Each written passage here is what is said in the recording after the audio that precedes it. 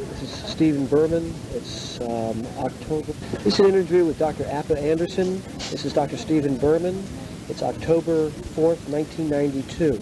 We're in Dallas, Texas. Are terrified to help this foundation. Make it possible for us to be able to certainly out of our total therapy. This is trying to That's why I'll stay right now. Yes, Jeremy. Yes, Jeremy. Oh, we came over to Houston this evening. I had patients come as far as New York City and Miami Beach, Florida for this evening. Yes. I had somebody come from the Metropolitan Opera for cranial work. And she was in Austin and she heard about my work. She was going to, she's a big opera star, a black woman that's spiritual. She's on TV. I haven't seen her yet, but I know she's there. I've seen her in the past. Nonetheless, she said that her head was becoming more and more congested. She was having more and more trouble getting to resonance. She had to performance, and afterwards she was exhausted, and she was contemplating retiring. I treated her. She came back 2 or 3 days later. She said she had gone and sang, that her accompanist for 20 years said she had never been a better voice, that after the concert she went and students came up with the University of Texas, students came up and she was able to talk and lecture for hours afterwards with energy, and that she had canceled her plans to retire. One crazy. One crazy. Then she came back again for a follow-up about 3 months later. She traveled down to New York again.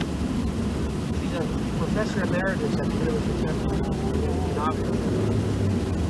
So yes, clarity. It's, my father, who's a dermatologist, has donated Thursday afternoons for 30 years. He does the Alexander, Virginia, syphilis, and venereal disease work.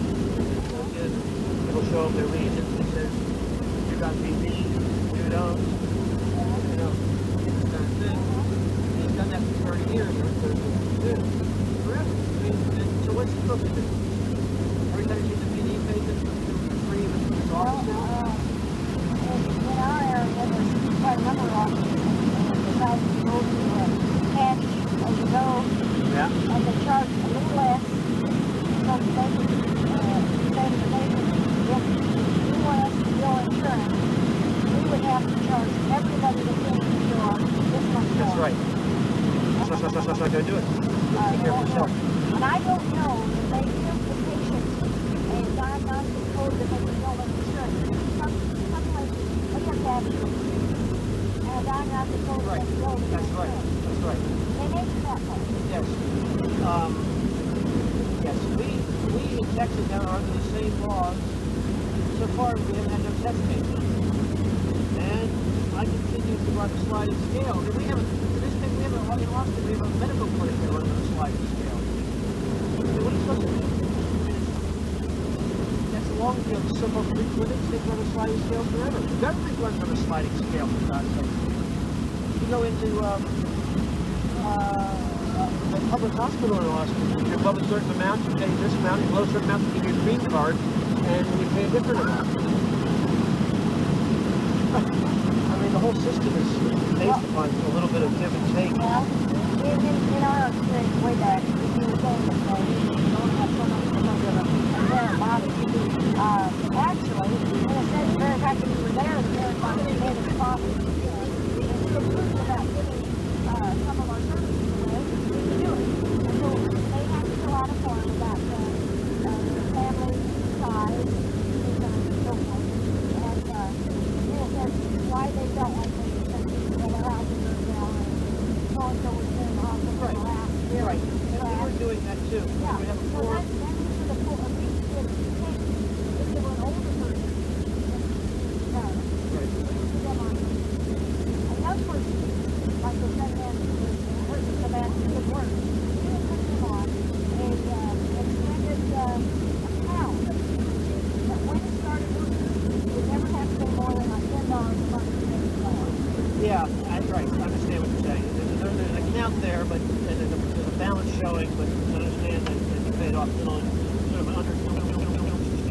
would never really ever get paid off. Well, we never said that to him, but Right. we would never go after him. Right. You would never go after it. Right. Right.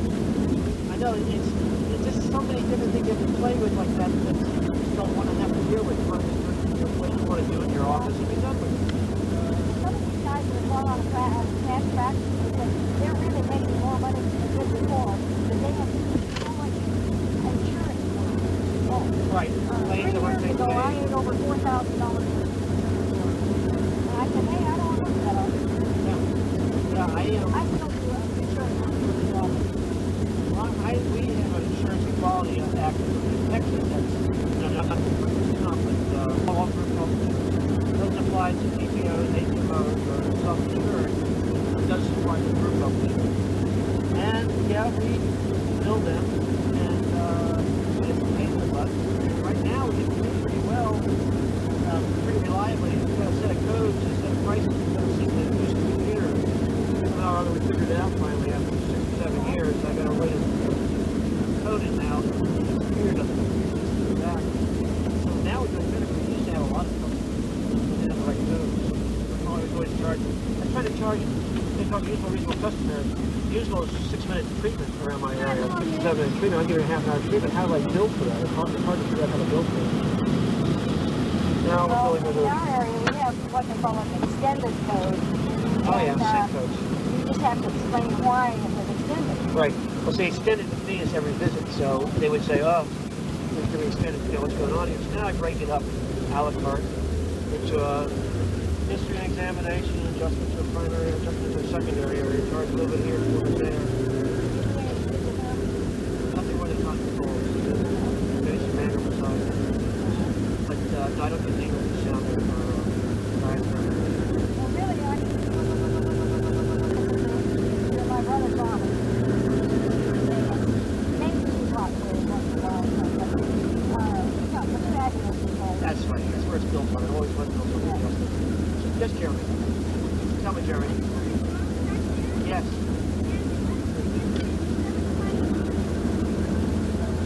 They must have just changed the sign on it? That's right. They used to have it, when I first remember seeing them, they had it in like lights, and it would light up to show the numbers, kind of like digital lights, and it was in thousands, and they would change it by thousands. They would go 100,000, 112,000, 123,000. That was a while back. Then when they got over to 1 million, they just started. They got rid of all those light up lights. Figured it was. taking a longer. It was right. It was going to take too long.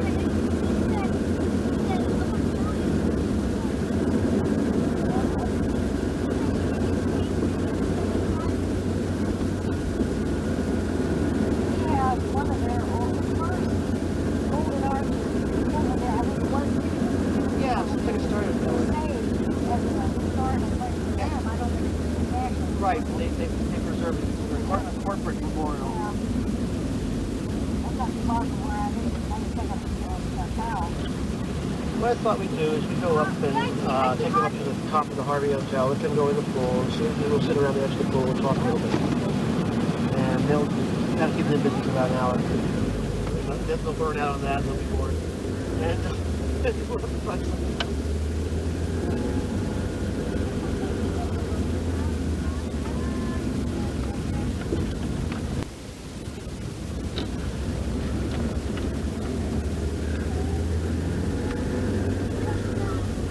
Yeah, very far, very far. That's true. That's how they do the special effects sometimes on, they'll take a picture like that, and then they'll put like a big flash of like fire behind the building so it'll look like a crash. Watch sometimes when they don't want to really spend the money to crash a real airplane. They'll fly behind a hill or Yeah, behind a behind the building. hill and Right.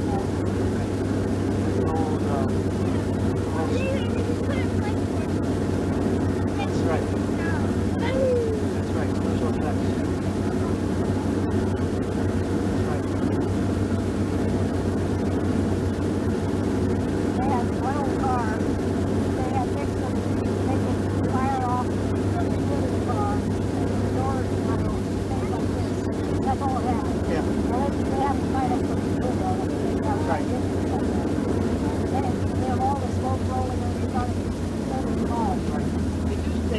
demolish a fair number of vehicles in Los Angeles. Well, that's, all I do is go down on the freeway. That's true. Oh God, some of those freeways. It was coming out of LA, headed north with my brother one time. There was a truck dragging along with the tire blown out, sparks flying. There was dead cars on both sides of the road. There was cops everywhere. There was this movie years ago, Road Warrior, I think it was. Yeah, Road Warrior. I said, my God, they must have driven this road. They must have been back to inspiration. All these wrecked cars.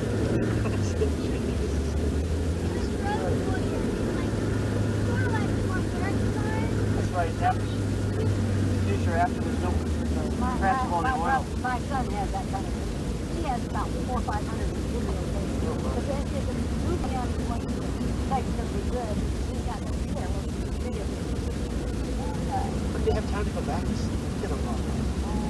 When do you have 400 or 500 hours to go back? Well, I have tapes that I've done to lectures. I never had time for this. I never did that. My classmates used to do all that, and I would like say, well, when do you ever get a chance to get, I just had barely enough time to go the first time. Go the second time, it can't be good.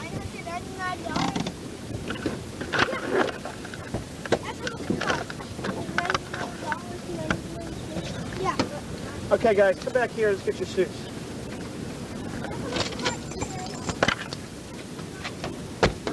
What you got? Yeah, but when did you close for afterwards? It used to be $6,000.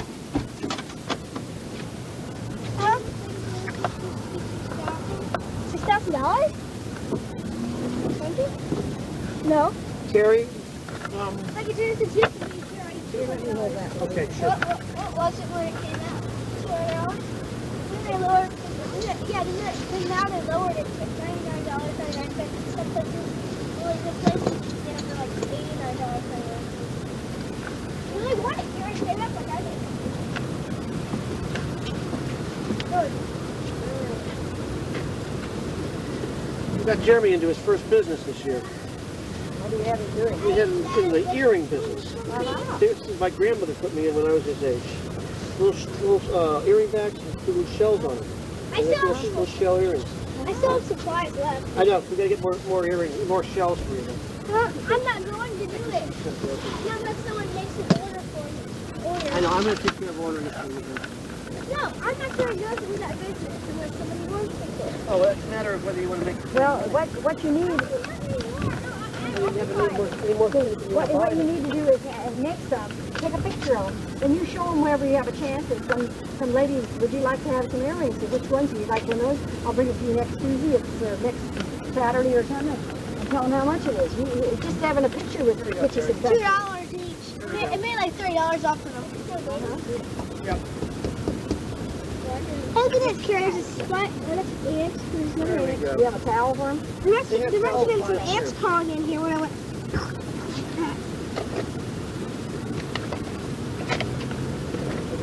Now, you have one of your blue. Oh, hey, I picked up some blues. Here, hold on a minute. I'm gonna get this. I scouted the room. I always do that. Take it with you. Give away a I don't know, but you want one to just have something No, soft that's what I got right here. What? Here's will be maggots. Yeah, you give away any place you want. I've got Anybody? 3 left. Reprint them, Xerox them off, what anybody wants to do. Don't worry about copyright or anything like that. There you go. I'm trying to get. Oh, you? Yeah. I said. Here.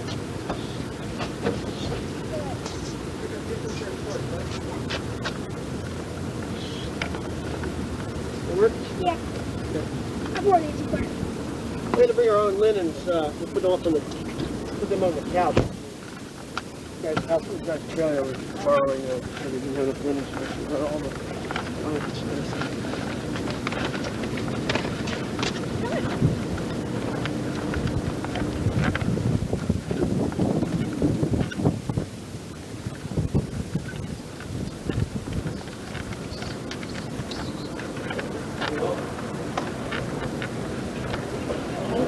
You're welcome.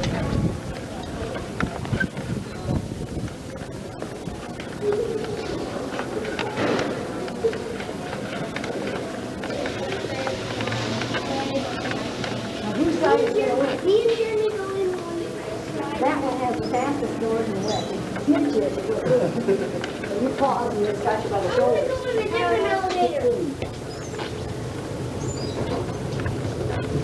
Takes a while. That gives me the heebie-jeebies. They like to challenge things. 5, 6, These are 7, daredevils. 8, 9, They place they 10, 11, 12, 13, 14. So now they made it to this stage now. So far.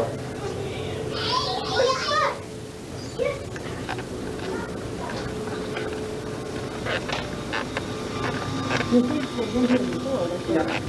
You never know. They came up here yesterday.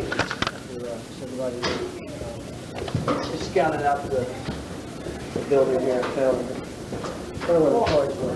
The young people I was with, they were up there several.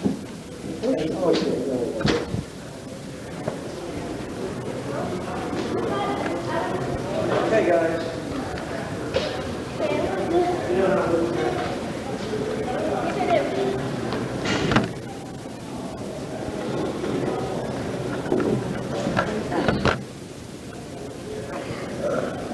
What's this?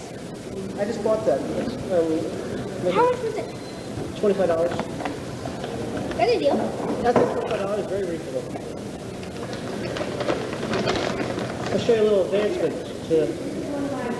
It's Cindy Peterson. Oh, is that Cindy?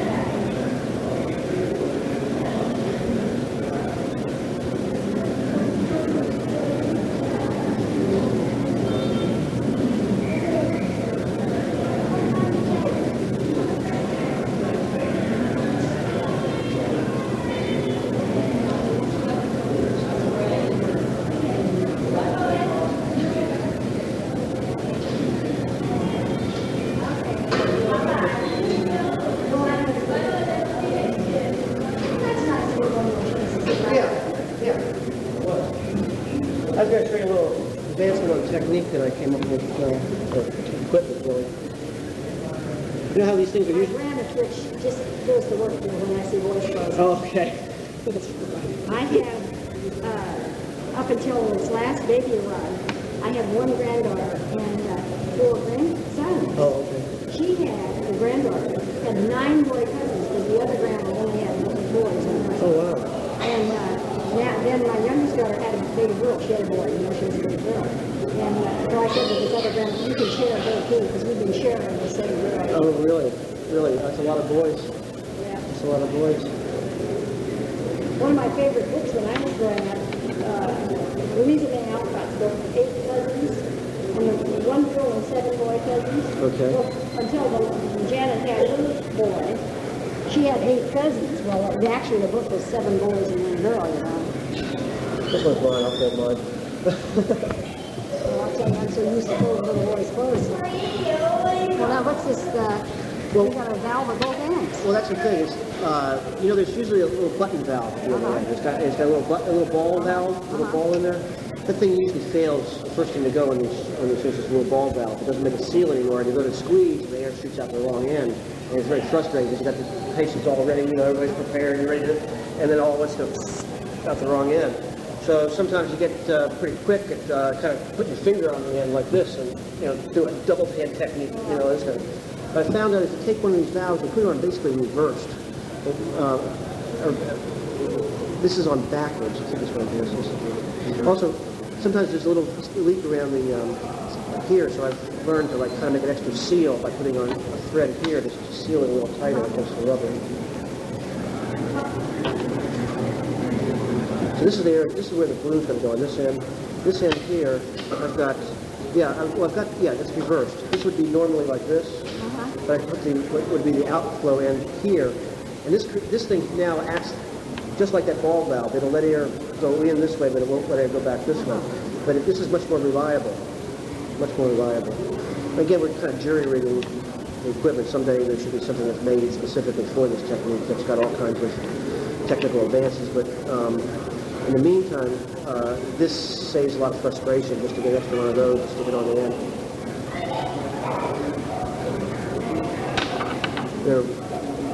They're water sprouts. They both swim? Very well.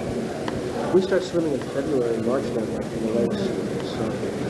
It's part of the reason I came down here. I really wanted the kids to have a lot of outdoors in their lives. So that's what I do there. Is that creates a system that is more reliable, and so I just did that. And otherwise, I pretty much practice like your brother does. I must say, sometimes I have trouble getting patients to go through twice, six more, 2 more. Sometimes I stop after one set through. Sometimes I don't start off quite as aggressively with the patient. I'm going to do 6 of them today, or 8. Or I'll even give them the option of the very first treatment sometimes just to let me do a pair, lower pair. I find that they're able to kind of recover from that, and the memory is not real strong about the discomfort part, but you keep on doing it over and over again. Sometimes having to come back for a second treatment is not easy. When they realize that they have had some improvement, but they don't want to face haven't figured the benefits and the discomfort. That's right. And so sort of start off by trying to give them some benefits without as much discomfort. With your little start, you got the little benefit. And the next time is not, if you did the whole thing one day, that had to go from there to there. Right. So you go this and this and this. That's what I'm doing. That's what I'm doing. I found that I started out just like your brother did. You sit them down, we're going to do 14 of them, and we're not getting off this table until we're finished, basically. We can go 2, 4, 6, 8, 10, 12, 14. But the return for a follow-up treatment or even or anything, to ever see him again, there's a certain number I agree. I think your brother, through his reputation, was able to command more and the person that maybe had referred them said that's what the method is going to be. That's right. They're coming in with more pre-understanding. A lot of my patients are coming on referral, but a certain number of them, through a backache history, the neck problem, it comes up with this headache or other cranial issues, and I would discuss at that time, so the referral comes from me. So then they're like, well, he says it's going to be good for me, and it's just going to hurt a little bit, I hope it works. I used to say, well, it's a peculiar, I'm talking to students, a peculiar technique is almost in the category of putting a pillow over somebody's face. But it's a little claustrophobic. When you see them coming back for this kind of a therapy, you know that it had to have given them some help because it's such a strange phenomenon that they would never come back if they hadn't gotten results. Exactly how I feel. I tell people the exact same thing. In fact, my most recent assistant in the office for a long time had no complaints in the skull, and really she finally did have one of these treatments, but for a long time she didn't. But her comment was, people leave here, I hear them all kind of grunting and groaning in the back room there, but they come and they make reappointments, and they come and call me up and say they want more. And so she says, obviously it must be helping them. We've not come back. From what I hear, everybody going, grunting and groaning. Well, it's a little bit like this endonasal. Lamb, I've done that, I think, when he was a student. And you got dampen the room in his ears or whatever or something. Oh, is that right? Okay. And he'd come back to me and say, hey, you do that for me again. Well, it wasn't very long until when they were dropping ENT, and he was teaching physical diagnosis, he made that, even though it's not a diagnostic thing, he put it in his physical diagnosis class. Okay. Now, down here in Texas, the term endonasal is almost exclusively referred to, I mean, people use that, when I say balloons, they say, oh, endonasal. And see, that just makes it weird. Now- I don't understand the term, but Well- I wouldn't worry about it. Whatever they Well, want to it's call in it. a sense, this is nasal oral pharyngeal manual technique. It's not necessarily nasal specifically, it's oral pharynx also back in there. And so I've always wondered about this terminology for the finger technique in the I use oral it all nasal pharynx. in your station 2 drainage technique. Yeah. But it's working on tonsillar areas and other tissues back there. It's not just your station 2. So the term endonasal down here I found creates some confusion. And so does nasal specific, because they've never heard that term down here at all. So I go with balloon technique, or sometimes I call it Stober's technique. But I find balloon technique is fairly straightforward. Now, the guy at Western States years ago, starts with an S. Not Fennell, right. Or failure. No, Fennell. Fennell, I quote him in here.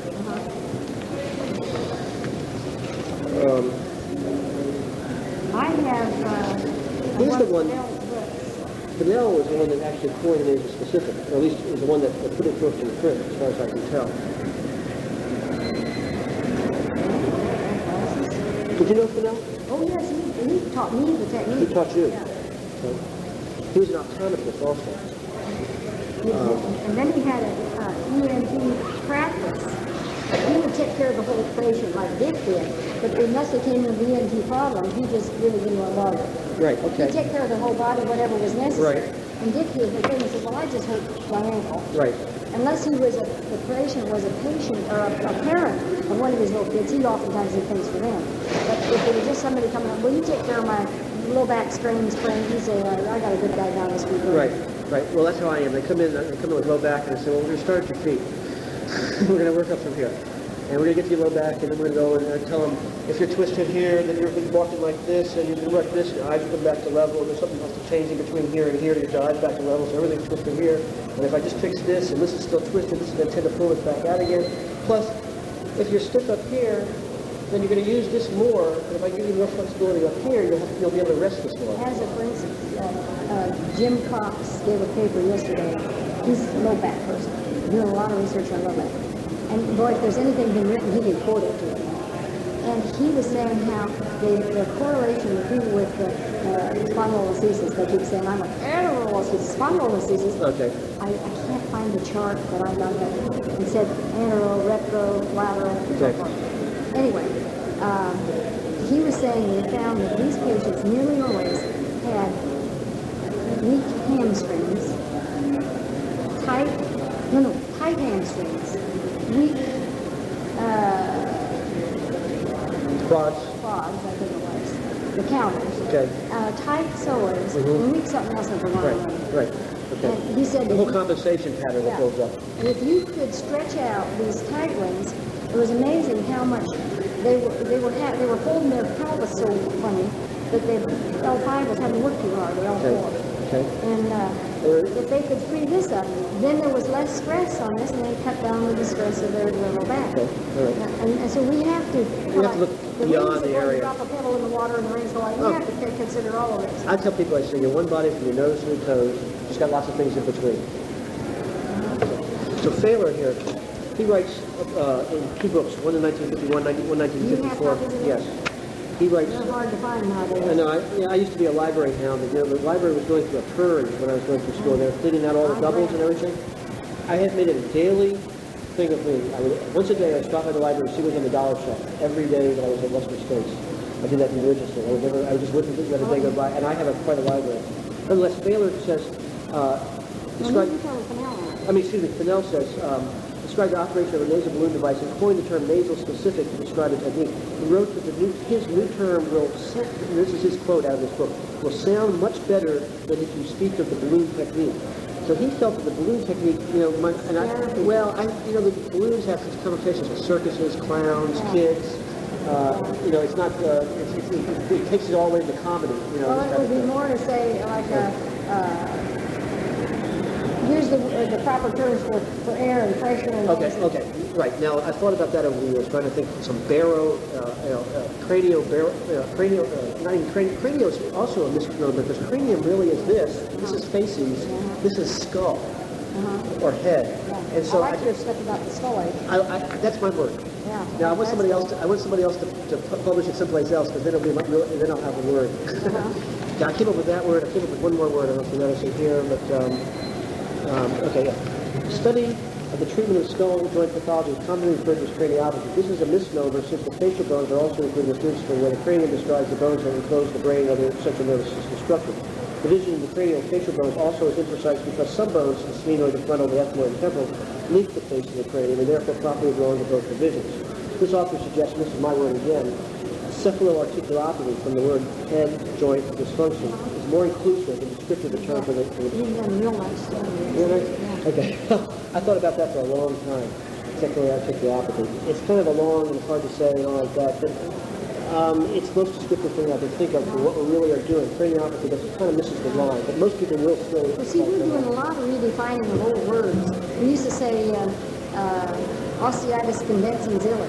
Well, it isn't really an itis. Okay. So it's hyperostosis condensin zilli. Okay, all right. So we are changing it. Okay, all right. So, and I agree that the balloon may have a Latin, something with hyperbaric, high pressure, or baric, or something like this. Or plesmo, and plesmo refers to pressure somehow or other. Something like that. I haven't come up with the right word yet. But I prefer actually just to call it the nasal balloon technique because it's just straightforward, it's descriptive, it's no Latin in it.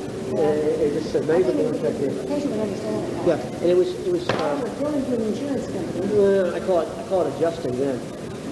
I say I had chiropractic adjustments. In 7 years, I've never had to really explain it to an insurance company. I just tell them these chiropractic adjustments, and they just leave it at that. They never know to ask me.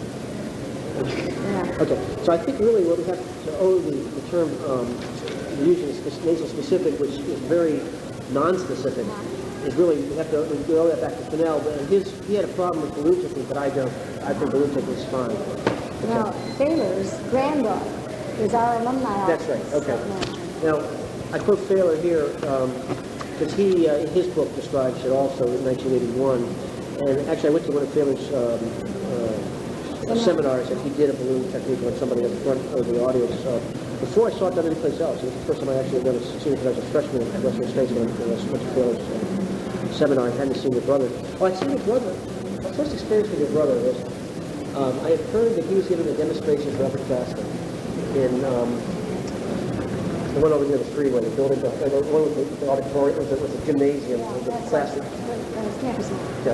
So I heard that he was giving a lecture, giving a demonstration of upperclassmen, and that I had some time, so I heard that it was good to crash it, if I could get a space. So I stand in the back, and everybody, and there's your brother. And he says, I'm not going to have time to do any balloons. I'm just going to show you spinal adjustment, or non-cranial adjustment today. It's just, let me show you how you can. So you're going to do one of these adjustments to somebody, and they're going to bring the entire church back to see you. So the whole city can see. So he says, and he starts, and he's got a class, upper class, right on table there. And he starts with feet, and he starts with the toes, and he does his ankles, and he starts moving through, he does the knees, and he's just talking away, and he's working, he's talking. I'm going like, I thought you had to 3 degrees to the left, 3 degrees to the right. Okay, all right now. All right. Oh, didn't go. Well, let's see, maybe. And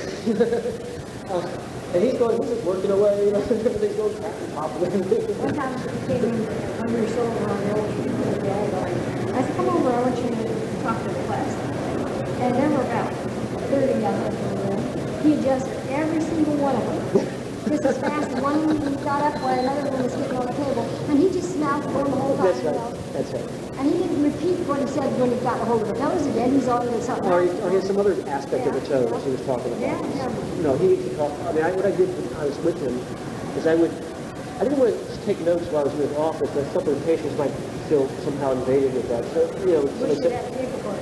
well, actually, I should have maybe had a tape recorder, but I wasn't thinking at the time. But what I would do is at the end of each day, I would go home and I'd take notes on what had happened that day. And so I compiled a set of notes over about a month or two that I spent with him. And then I can time that into like index cards with little topics. There's various topics that we had mentioned. And then actually I gave him a set of index cards and told him all he had to do was get a ghostwriter and fill in one paragraph for each index card and he'd have this paper. He said, oh, I'm going to do my Oprah's manual. I'm going to do my Oprah's manual. He wanted to do the big book. He wanted to do the big book. I kept saying, do the little one first, then do the big one. Oh, I'm going to do the big one. I'm going to do the big one. I said, okay, here now you have an outline of this. But he never used it. And I honestly thought that what I was really planning when I wrote this originally was that I was going to send it to him for his approval and publish it as Stober and Berman. It never happened, obviously.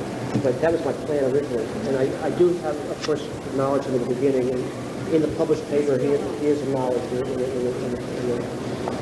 And then I tried to drop his name a couple times through the paper. And there's one place where I call it, let's say, J.R. Stover advocate. I mentioned his name specifically there. Repeating inferior pathway release to show the clinical and related condition by treatment. And then I used his name one more time. 50s to the 88, Dr. J.R. Stover's talk to the Western States, I got Western States in the paper also. National College of Naturopathy in Florida, videotapes of Western College of Western States. Although I've never seen them, I knew they were there, so I wanted to drop that in.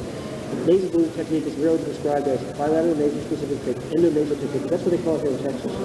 Balloon technique and then Stover technique. And I want these things to be associated. You have the Jancy book. Can you tell me the chapter?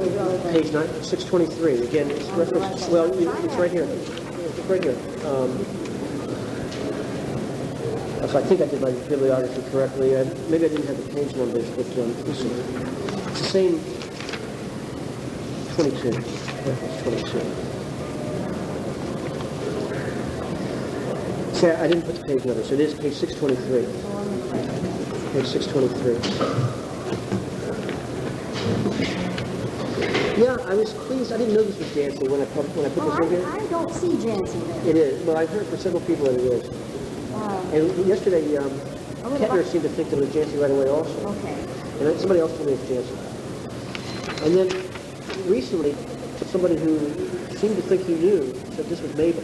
And again, this reproduction in the Xerox copy is not as clean as the original.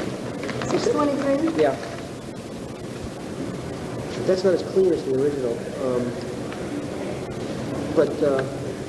That's supposed to be Mabel. Somebody says that's Mabel Palmer, and this was called the Palmer Gregory Collar. And this is published without this. The book has got two sections. It's got theory. The beginning, it's got theory and technique. First it's technique, I guess. The second section of the book has like specifics. They would say, for cancer, just 2-3, for bladder problems, just this kind of thing, whatever. So at the end of the first section, there appears this picture with this one title: Special Adjustment that will often relieve the headache. It's not referenced in the text, and it's right between the two sections. It was almost like it was an afterthought. They slipped this one more page in, and there it was. I remember this technique. We were taught that when That's right. Well, the thing is that this reference to it in 1910, as far as I know, is previously undiscovered. Because the upper-graduate people, they say that Sutherland in 1929 had this brainstorm and discovered all this. Before that, nobody had ever done manual technique on skulls. We were doing it in 1910, but then it looks like the osteopaths were doing it in 1898. This is an osteopath. We can't necessarily lay claim to all about everything about craniopathy. Did you look into any of the degenerate technique, craniosacral? To some extent I have, and I quote him in here also. I dropped his name. He's just recently died. Yes and no. Degenerate, I dropped his name here. Cottam, have you run into Cottam's work at all? Because Kettner didn't either. Cottam is really an unsung hero in chiropractic. Cottam came up with, in 1929, Cottam and Sutherland, and both in 1929, almost simultaneous. It's like the discovery of oxygen, same time, two ideas came to the same thing at the same time. There's been several things, like right. Somebody in Japan and somebody in South Africa at the same time. Well, here we have an osteopath and a chiropractor within months of each other. One in January, the chiropractor in January, and the osteopath in September, both publishing a theory of cranial dysfunction and treatment. Cottam has a whole bunch of books. He was very prolific, but you don't hear his name. And, the brother, Dick, he says that he and Cottam wrote letters to each other at one time, and somehow or other they didn't click. They took offense to each other somehow or other, and so they never corresponded after that. That's too bad. So it's a little bit like the way Dick got into it was through Wilbur King. Please, I was going to ask you, how did Dick get into this? Wilbur King had been a terrible spastic, and he had a little, even as he came out of this problem, his personality. He didn't like anybody to laugh at him and stuff, because he'd been made so much fun of as a kid. He threw himself around with crutches, keeping him upright. And somehow or other he got into care with Sutherland, who brought him out of it tremendously. About the only residual he had was still a little slurred speech. If he poured a little beer on him, he thought he was drunk. And unfortunately, occasionally he did get drunk. But when he was talking to him, he kept one hand behind him because it would do him to kind of a claw twist. So he kept it behind when he was talking. That would just kind of ball up. Right, spastic thing. Let me tell you though, his hands were so strong. He got a hold of your head. You knew you had it in your vice, you might say. But he was at the college when Dick came as a student. And Dick was so impressed that he I don't know, he spent an awful lot of time with him. And now I can remember when I came to this school, we were at the Foster Street location, had the big wide corridor up through the building. And here's where the kid, Dennis the Menace, falls the skates and about and twirled me in the dust. I said, who let this little kid in? And everybody was standing out there, oh, if you'd have seen him when they carried him like a limp noodle, you would have been joyously jumping up and down he could do this. And Wilbur King had the front office that became eventually my X-ray office, where I dictated reports and stuff. And that was in Portland? That was there in Southeast Portland, yeah. When our office, the college was at 63rd and Gloucester. And Wilbur was there for much of my undergraduate time. But then he went to Idaho, Coeur d'Alene, Idaho. And Dick had gotten into practice. See, I graduated 2 years after Dick, but Dick was in practice, and his house had a fire. Their refrigerator exploded. Now, imagine that. They pictured about it. But anyways, all they were focused on it. His wife and kids came and stayed with my mother and dad, and I was with my mother. So the grandparents are always the ones to open the door and professors. And he went over to Coeur d'Alene and spent essentially a year with Wilbur King, and it was a home office combination. And people came at all hours of the day from all over the country with every kind of a thing that they could drag in. And he said this one time a woman came and she was on crutches with her legs in a scissor lock. But she had to turn around. It was in these houses you had to go up like 8-10 steps to get on a big porch and then she just turned around and sat down backwards and then lift with her, push up with her legs and sit on the next step until she got up there. And they did Wilbur King had him help him make a maneuver. One team, she walked up and down the steps several times. He let them keep the crutches. And it was a pelvic maneuver that Dick learned to do later by himself with a patient. But he would have him do a heel kaputtic, drop the knees as far apart as they could comfortably go. He would catch with his xiphoid process area, so to speak, one knee, and then with his hand that was on the cephalic end of the table, press the other knee. Then with his caudal end of the table hand, he caught their heels. And now the heels were kind of on a diagonal coming to his hand. But then he would maintain the pressure on the two knees as he stretched the legs out and allowing the knees to slowly come together. But he did it on kind of a rapid move. Right. And having that lateral pressure on the knees would flip the pelvis. He showed me that one time. He tried to do that one time with my sister, my sister Leslie, who was 2 years behind me at Western States also. You know my sister, I think. Oh, yes. So she had a pelvic problem, and he tried to demonstrate that treatment, and he got a release, and I don't know if it was completely effective. She continued to have some problems after that, but I do remember this. It was sort of a bilateral sacroiliac at the same time, where you would do both sides of the sacroiliac at the same time. And it was very... it was a little bit like distracting the pelvis and letting it come back. Yeah, I remember that he had both legs up, and he... Yeah, I remember seeing it one time. He would have him like this. One hand was holding this. One knee was under his ankle, and the other hand... See, he's standing here like this, with this hand over here, and then he reached with the other hand. And then he's leaning on this one, slowly allowing his body to come closer as the knees came down. But as he did this, he had them in the spread eagle, like this. Okay. And then they slowly came down around as he did it. But when you say slowly, he was going with it, but it was a smooth flow. Right, You didn't sure. take any waste time. Right, of course. Just so, right. And With one fluid we motion had right through it. a patient like that at our clinic when we were still on foster. But the intern had learned that technique, and she came in the same type of circumstance, on her crutches, and there were 2 or 3 with her. They came in, and I don't know, may have been interns, because I happened to be in the receptionist area, noticed them coming through, and pretty soon a woman was at the door for the receptionist cubbyhole. She said, what would you like me to do with the crutches? And I said, well, we'll keep them right here handy for when this patient comes out with them, we'll have them for us, because they know they're mine and we can have them. That's a marvelous story. Like that. In that technique, is that a supine technique? Fine. Face up. Okay, I got you. Okay. Let me ask you. I thought I might just get a little bit of biography. Let me back up just one thing. Okay. When Dick was helping Wilbur, Yes. Dick had one of each of his hands on the knees, while Wilbur pulled the legs. Okay. See, so it was, in a sense, it was the 2-man treatment there, but he learned to do it as a 1-man by using his xiphoid on the one knee. Okay. Gotcha. But now, I was just going to ask you about just some general history, a background biography of your brother. You were all. I know you have a sister. You're a sister. we were the youngest of a family of 5. You're a family of 5, and you lived in the Midwest, right? I was born in Kansas, and He was born where?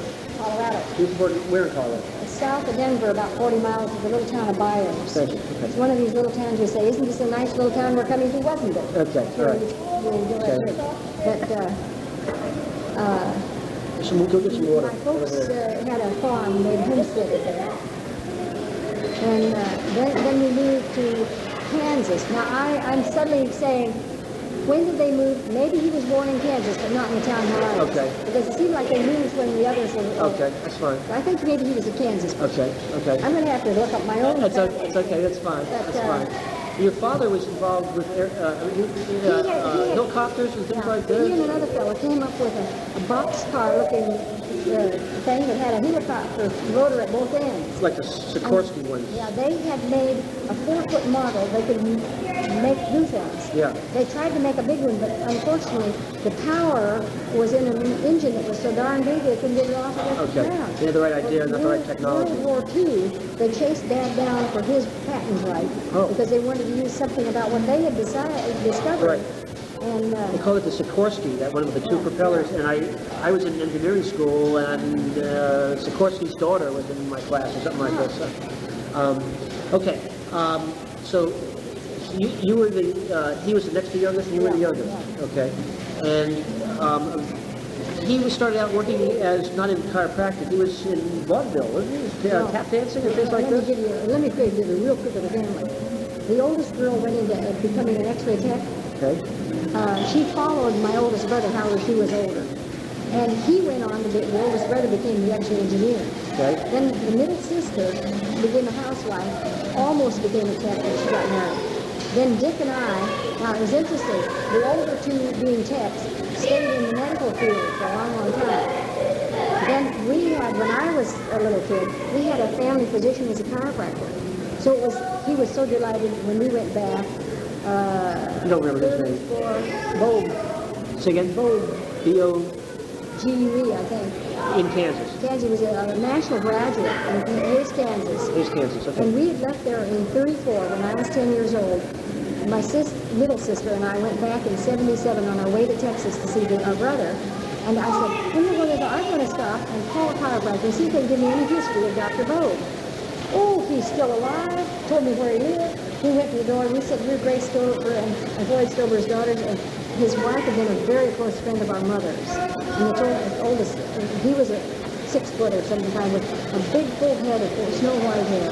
He was quite deaf, but he was so delighted to find Dick and I had both become chiropractors. Oh, I imagine that really made him a thrill. And, Again, another generation. So now when we moved out to Oregon, only the 3 younger children went to Oregon. Okay. The other 2 were on the East Coast as techs, Okay. and then became an engineer. Right. And my oldest brother helped do the cranial x-rays that Gaston Kinney developed a localization chart for the pineal gland.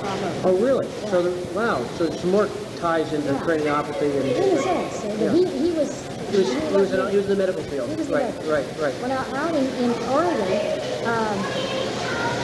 World War II time, Dick had gone to work at a aircraft factory in Southern California. His family was down there. He had a girl, and I think they had a boy while they were there, and then later on, But he just couldn't stay away from the movie industry. So he would go to work and maybe work all night, and he had an alarm clock in his lunch thing. He'd get on the bus and set it for so many minutes to get to him by where the studio was. And he would ring that and wake up everybody on the bus. He'd climb off, and they sat around a lot and doing extra work. And he would just say, buddy, wake me up when we have to do something. So he would doze in between. He did Crawling on His Belly war stories. He did a lot of tap So dancing. is he in film someplace? Oh, there's some old movies. Some old movies that someplace he's in. Yeah. You don't remember any name of any movie like One that? was on the boardwalk at Atlantic City with, and I think I could get the names of the people around. Yeah. And now let me back up on his dancing. Right, go ahead. He had somehow or other just had a natural flair for rhythm and so forth. Yes. We had an old Model T that had a flat tire so often. I remember this one evening, him tap dancing in the headlights while Dad was fixing the tire. Well, now when we got out to Oregon, my oldest sister's little girl was 5. She'd been with our family until she was 5. She went to be with her mother. Then when she was 2 years old, no, 2 more years later, she was 7, second grader, she came to us for a year in Oregon. And she was a fat little girl. And her mother sent the money along for her to have tap dancing lessons with maybe Shake It Off and Little Grace and so forth. Well, it fell to Dick to take her on the bus to her tap dancing lessons. And he's sitting in the back of the room. Pretty soon his feet are doing what they're telling up front. And pretty soon he's back there doing the twirls and twists. And the teacher, little fellow, says to my mother, you're teaching the wrong kid. We don't have the money during the Depression to give him lessons. So he had him being his assistant and taught him all kinds of stuff. Okay. So now here he is down here to be an extra. He was the teenager at the malt shop, Take 49, and they had the new malt. And they would start stuffing half sandwiches in their clothes to take home because they were starving otherwise. Right.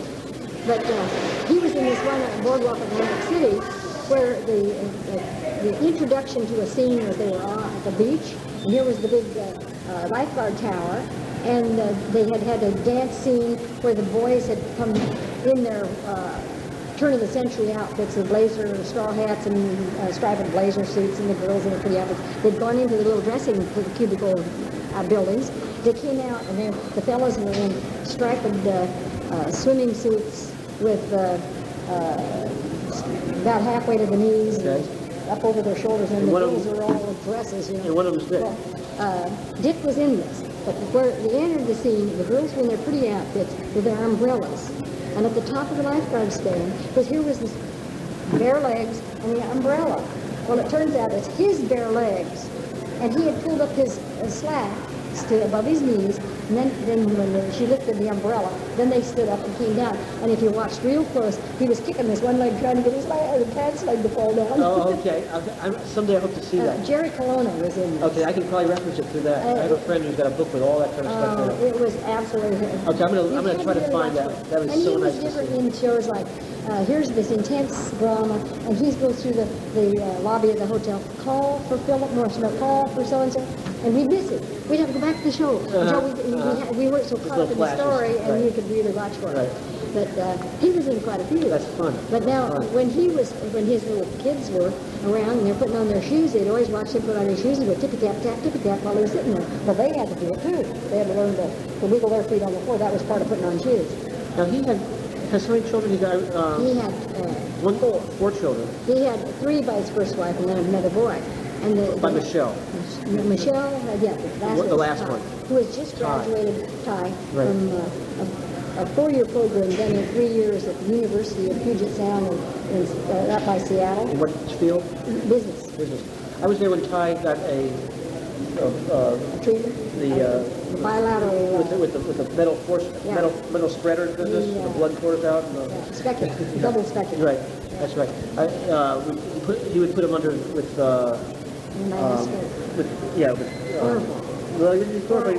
ethyl chloride. And then, so so, but that's, I was there when He we... did that to my boy one time, yeah. With Todd, the day he did that.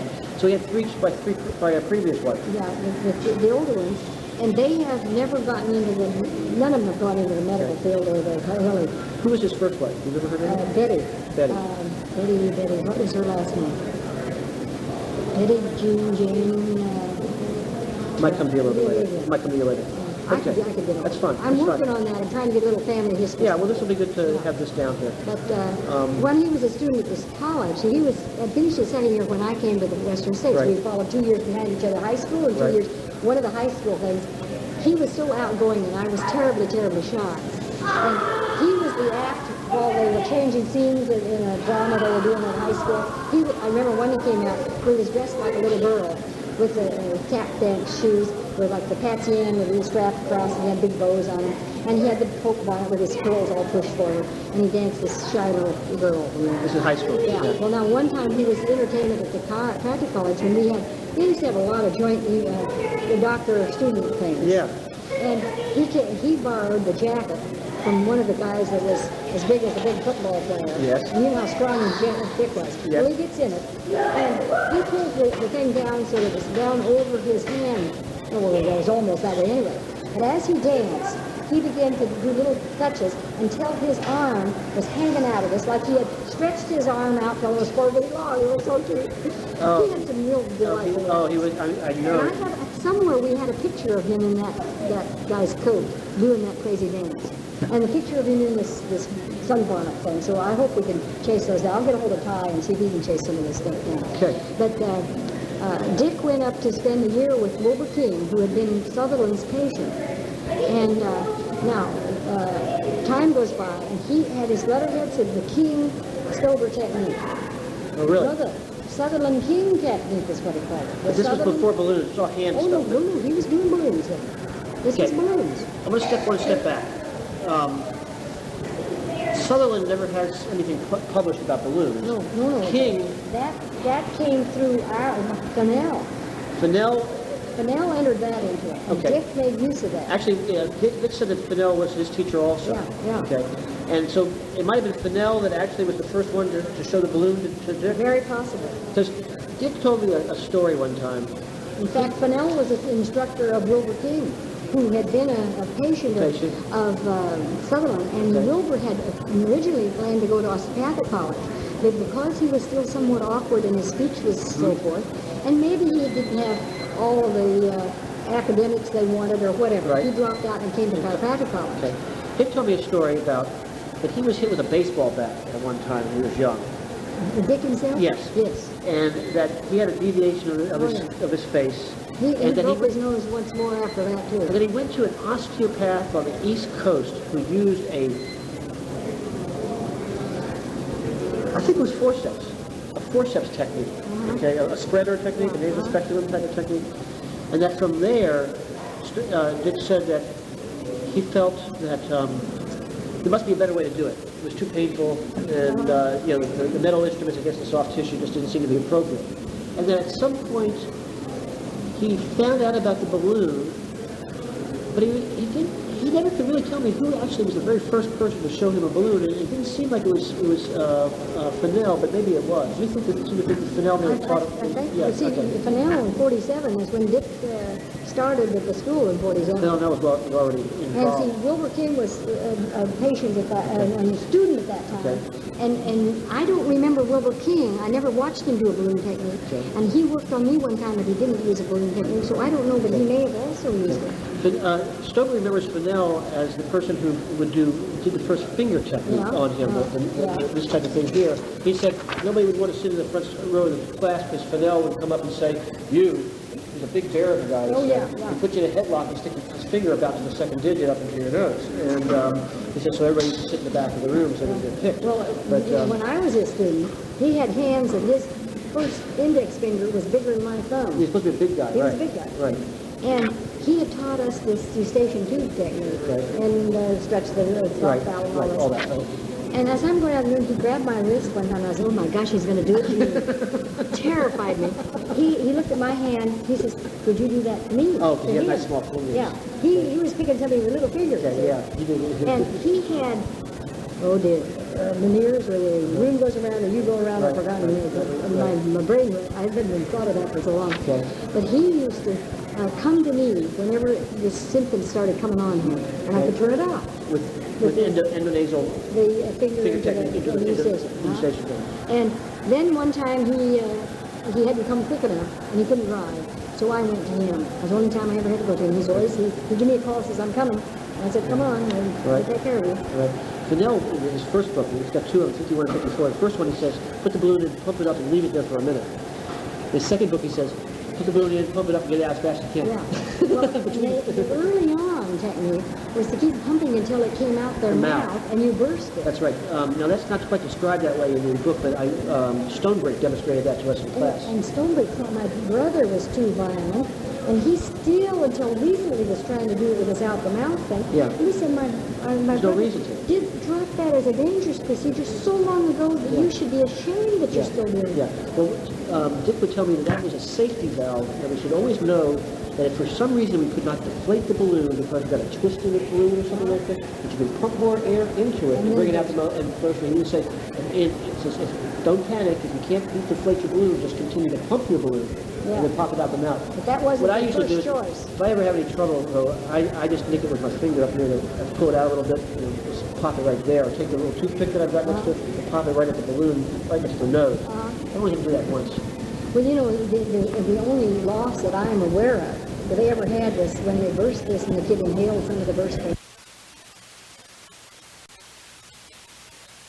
This is known where a loose finger cot was inhaled during treatment. Failure of the practitioner quickly retrieved the finger cot proved fatal. In another case, a child was treated in the supine position. Inhaled mucus causing respiratory obstruction was revived by digital clearing air. That's my case. Yeah. I had a terrible thing. I was only practicing 6 months, 9 months, and I was treating a baby. I treated it at 7 weeks, 6 weeks. I can't remember the case. A couple weeks. I think 2 weeks old. Treatment went fine, no problem. Patient came back. Mother came back with the baby. Doing a treatment about 7 weeks old now. I go, and I'm using, I realized that maybe now that Dick used to lay his babies on the side. I didn't seem to remember that at the time or something, but I had the baby laying upright like this. And I'd done one side and then the other side, and then the balloon got a leak. So I went to tie a new balloon, and my wife and mother were standing at the top, and I had my back turned, tying the balloon, and I said, there's something wrong. I turn around, and the baby's in respiratory distress. I mean, it's choked. It's badly choked. And it's starting to pass out. I immediately stopped what I was doing, went, started CPR, trying to breathe for this baby, but nothing's getting through. There's a blockage. I can't blow anything into the lungs. I try Heimlich. I try any other kind of way to try to clear. Can't get it clear. I go blow again. I keep on going, but nothing's happening. Baby's now passed out, turned blue. It's all been about 45 seconds, a minute. We're still fairly on time frame, moving very quickly now. I've sent somebody for EMS. They dialed the phone. We're only about a block or two from EMS, so I can hear the sirens going already. And I know they say, don't put your finger down, you might drive the choking object further into the throat, but I know there's nothing in there except maybe mucus, and I said, this baby's not breathing, I need a way to get to that airway, I gotta get down there. I said, I'm putting my finger down until I touch his lungs, so I have to. So I go down, I hit what feels like, now, like I described it like an oyster, it's a clump of mucus, a thick glob of stringy mucus. I put through there's an audible, maybe, I started breathing again, picked up. By the time the EMS showed up, EMS was there within 2 or 3 minutes. By the time they showed up, the baby was crying, pinked up, fine. They transported to the local hospital with my permission. I said, well, okay, I think it's probably prudent. Let's take the baby down. They said, take it away. I cancel the rest of my schedule. I get in the car, I go down to the ER. The emergency room guy comes out, the medical guy, and he comes out and he says, well, what happened? I tell him what happened. He said, well, we worried that maybe something was up there. I said, no, all the balloons are out. There's no balloons in there. He said, well, the baby seems to be fine. He says, we took a CAT scan on it. Some radiologist says he sees some maybe minimal brain swelling. It's like some kind of minimal something. Maybe the ventricles are a little bit small. And we're going to keep the baby overnight, and everything seems to be fine and everything like this. I turn it over to a pediatrician, I guess. And now the baby's in intensive care. They've got it on antibiotics. They do a transfusion on this baby. That I And they're never, milking the bill. that I could never figure out why they do a transfusion. Someplace along the line, I talked to the, after this was all over, I talked to the pediatrician. No, I see some records or something. There was something about disseminated intravascular coagulation. They were worried about something like that happening, and that's why they transfused it. But there was a choking case. They wouldn't do that in a kid who fell and drowned or got something caught in his throat. I, to this day, think they may have had the case mixed up with another baby, or they didn't understand what the problem was, or something like that. There's 4 days in the hospital, $6,000 in the bills. The parents are going crazy because they wouldn't want the baby still there. The pediatrician said they have to keep it there longer. And I'm going like, I don't know why they're doing all this stuff. And so 4 days later, the baby's discharged, fine, was fine all along, never really was in trouble. I had my malpractice pay the $6,000. And the parents after that, actually they came back for treatment for themselves and didn't bring the baby back. They came back for spinal treatments. And then I started hearing over the rumor mill, I'd hear from other chiropractors saying, oh yeah, I had a nurse work down the hospital. And so some kind of case where a chiropractor almost killed a baby. Not quite, choked a little bit, but revived it. I don't know, we heard all kinds of things. It lasted for about a year. And then now it's faded into history now. But I do talk about that because what I do now is I lay him on their side, so any mucus will drain to the cheek. And there's a problem laying it on its back, it drained back. Well, you have modified the supine technique to a semi-sitting technique. I have, also. You could even maybe do that with a baby while not on. Yes, but we still have drainage backwards. What happened here was I had a chiropractor and I was treating him over like this, and he says, no, I feel like you're moving over me, like like some gargoyle or something on the top of me here. He says, I feel much more comfortable if I was sitting up and I felt like I had a little more control over myself and weren't quite so, over top of me like this. So I said like this. And when I'm like this, also, if the person sneezes or coughs or spits, I'm not right in their face, they feel a little more control sitting up, I think. I think this is a good idea. And I find just it's easy to work from that position. And I don't have to lean over as far. I'm actually more upright when I do it. That's how I do it. That is a little bit of a modification also. Okay, we were talking about Sutherland, King, Stover. They put the names together to call it a technique or something. No, he put the names together. I don't think he put the Stover technique. He just said he was doing the Sutherland and King technique. Okay, all right. And he was out there. He always took about a 2-hour lunch hour. But he would go through the ordinary lunch hour, during the time that all parents had to be home getting their well kids, their normal kids, out of school and stuff. And so he'd take the mid-afternoon for his lunch. While he was gone, whoever King came into the office and took all of his stationery.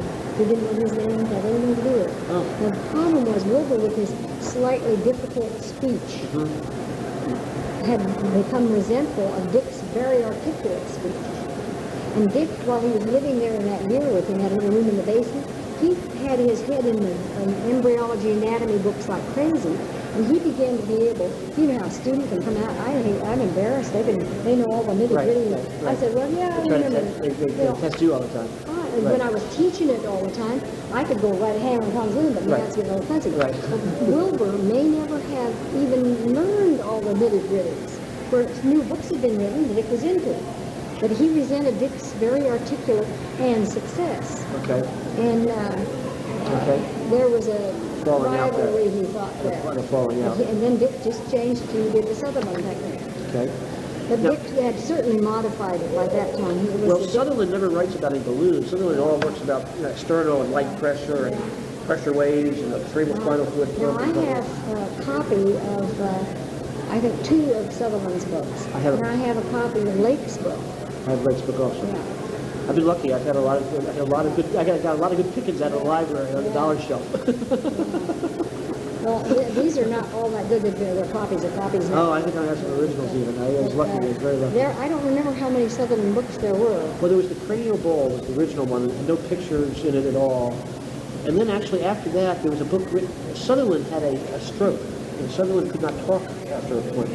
And so he had 2 disciples, Lippincott and Lippincott. And Lippincott and Lippincott. I thought those were the publishers. What did you say? Sorry. The Lippincott publishers. When I saw the word Lippincott, I thought it was the publishers. Right. This one here, Lippincott, a manual cranial technique, was written. They apparently could understand him, and he would talk to him like we're talking together. And they may have even written some notes. That's right, and that they were then his disciples. They were doing what I'm doing for Dick, basically. So they were the next generation after Sutherland was Lippincott, or the Lippincott pair. So they came after that, and then Magoon came after that. This is the whole chronology down in the osteopathic field. When Sutherland, Lippincott, Magoon, boom, boom, boom. Now, Do you have all of these in your own yeah, library I got now? everything here. All these references. There's Blake's book. Amanda Taylor should give her right arm for us. She doesn't have any of her grandpa's books. Well, he wrote a book called New Age Chiropractic. It was a paper-bound thing, and that one I have actually a copy of. It was called New Age Chiropractic. And he also had a set of lecture notes with the lecture that I went to, the seminar, a set of lecture notes that Phil Zapp, Yeah. Phil Zapp and Bonnie McDonald, Yeah. they put together, McDowell. McDowell, right. Oh, there it is. Oh, yeah. No, Bonnie's on the board of examiners in Oregon now. Good place to have her. This was seminar notes. Okay, so that's all I have of his. Okay. It's funny because all the time I was with Dick, he never mentioned Dr. King. They apparently, the schism was so much that Dick was hurt because Yeah, he thought he he was giving King honor with having his name on his letterhead. Right. And so when Right. he came and stole his letterhead, Okay. and that was at a time when What was King's first name, do you remember? Wilbur. Wilbur. Oh, that's right, you mentioned that. Okay. And so then Dick is now in private practice. And this is maybe mid-50s? He graduated in 50. He was several years in with practice Wilbur. a couple of years. I'd say it was probably Late 50s. about 55 when he started this practice. His own practice. Yeah. Okay. And he was where when he first started? Do you remember? On Southeast Hawthorne, about roughly 50 to 60, along through there. All right. And he at that time was doing his full body and cranials and all and everything like he always did. Okay. And he was working on them, you might say, several little treatments.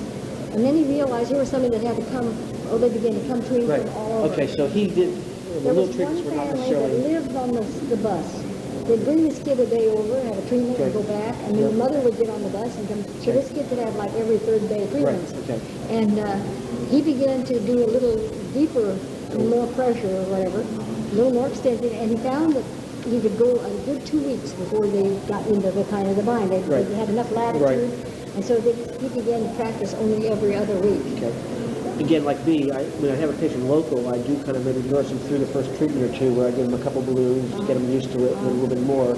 Somebody from out of town, I tell them, you've come all this way, let's do as much as we can today. And then since he started working every other week, if he had somebody like this girl, well, he can tell me about her. Go ahead. Came from Pennsylvania. They stayed 3 weeks. Well, he would treat them all the in between. And then there were times when he'd take one of his office weeks out, and he'd be gone for 3 weeks on a vacation.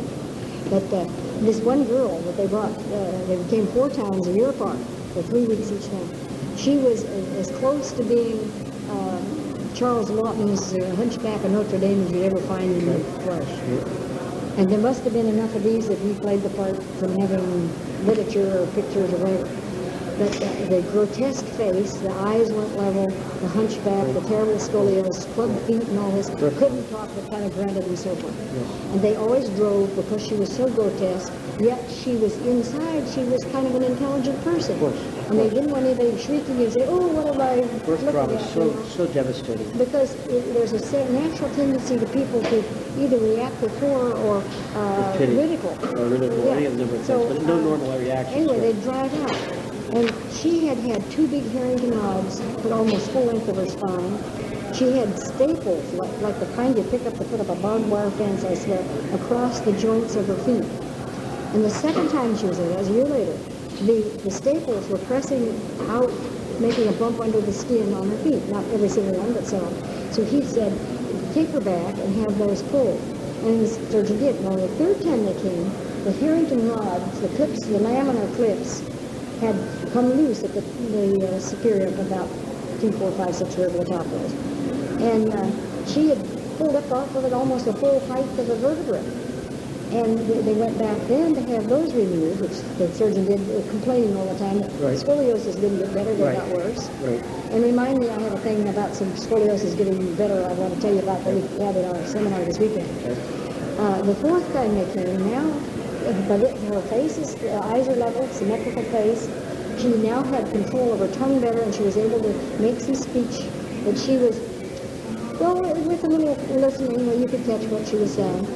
And they still drove, but they would, instead of one of the parents running in and getting food and coming out to eat in the car, they took her in with them. Okay, they were able to... And they were so delighted with the results now at the end of this fourth treatment, they decided to go home by way of Disneyland. And on the way to Disneyland, before they got there, a short distance, she started complaining of the earache, which was of enough concern to them. As soon as they had checked in and took her to a medical doctor, they gave her a shot and killed her. And what a story. oh, it was like Pygmalion's statue was broken just as it was turning to life. Remember the story? What a story. And Dick was going to fly before she had actually died. She was having this terrible distress. They called him, and he got his little plane out to fly into Portland to get a big plane to get down there faster in his little plane.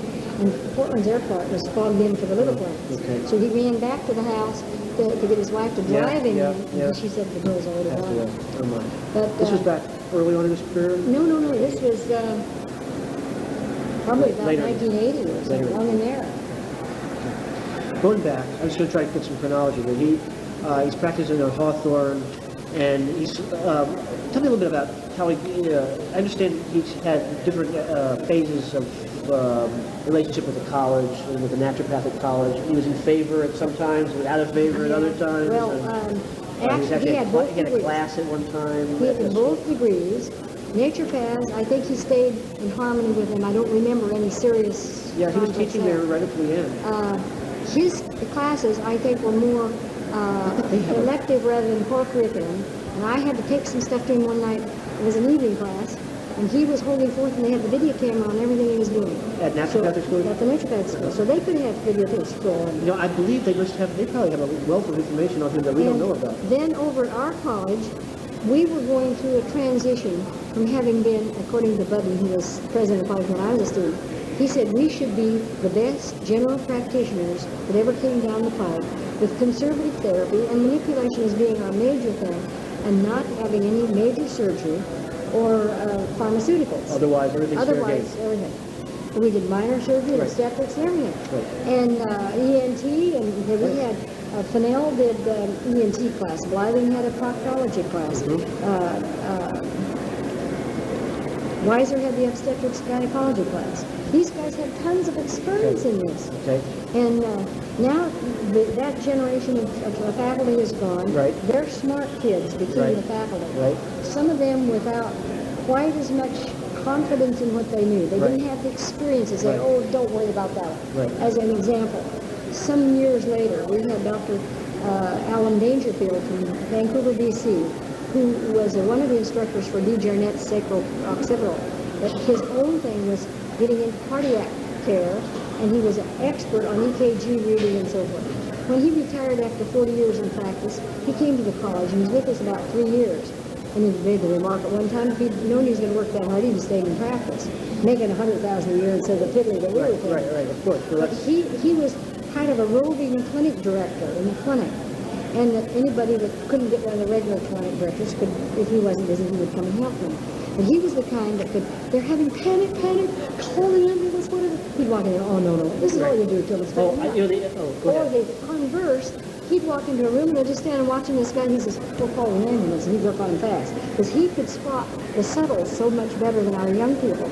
And so then we had a second generation of OBGYN, proctology, minor surgery, and so forth. Right. Well, now, about that time, we were also making from a relatively small school, a very small school, to a sudden increase.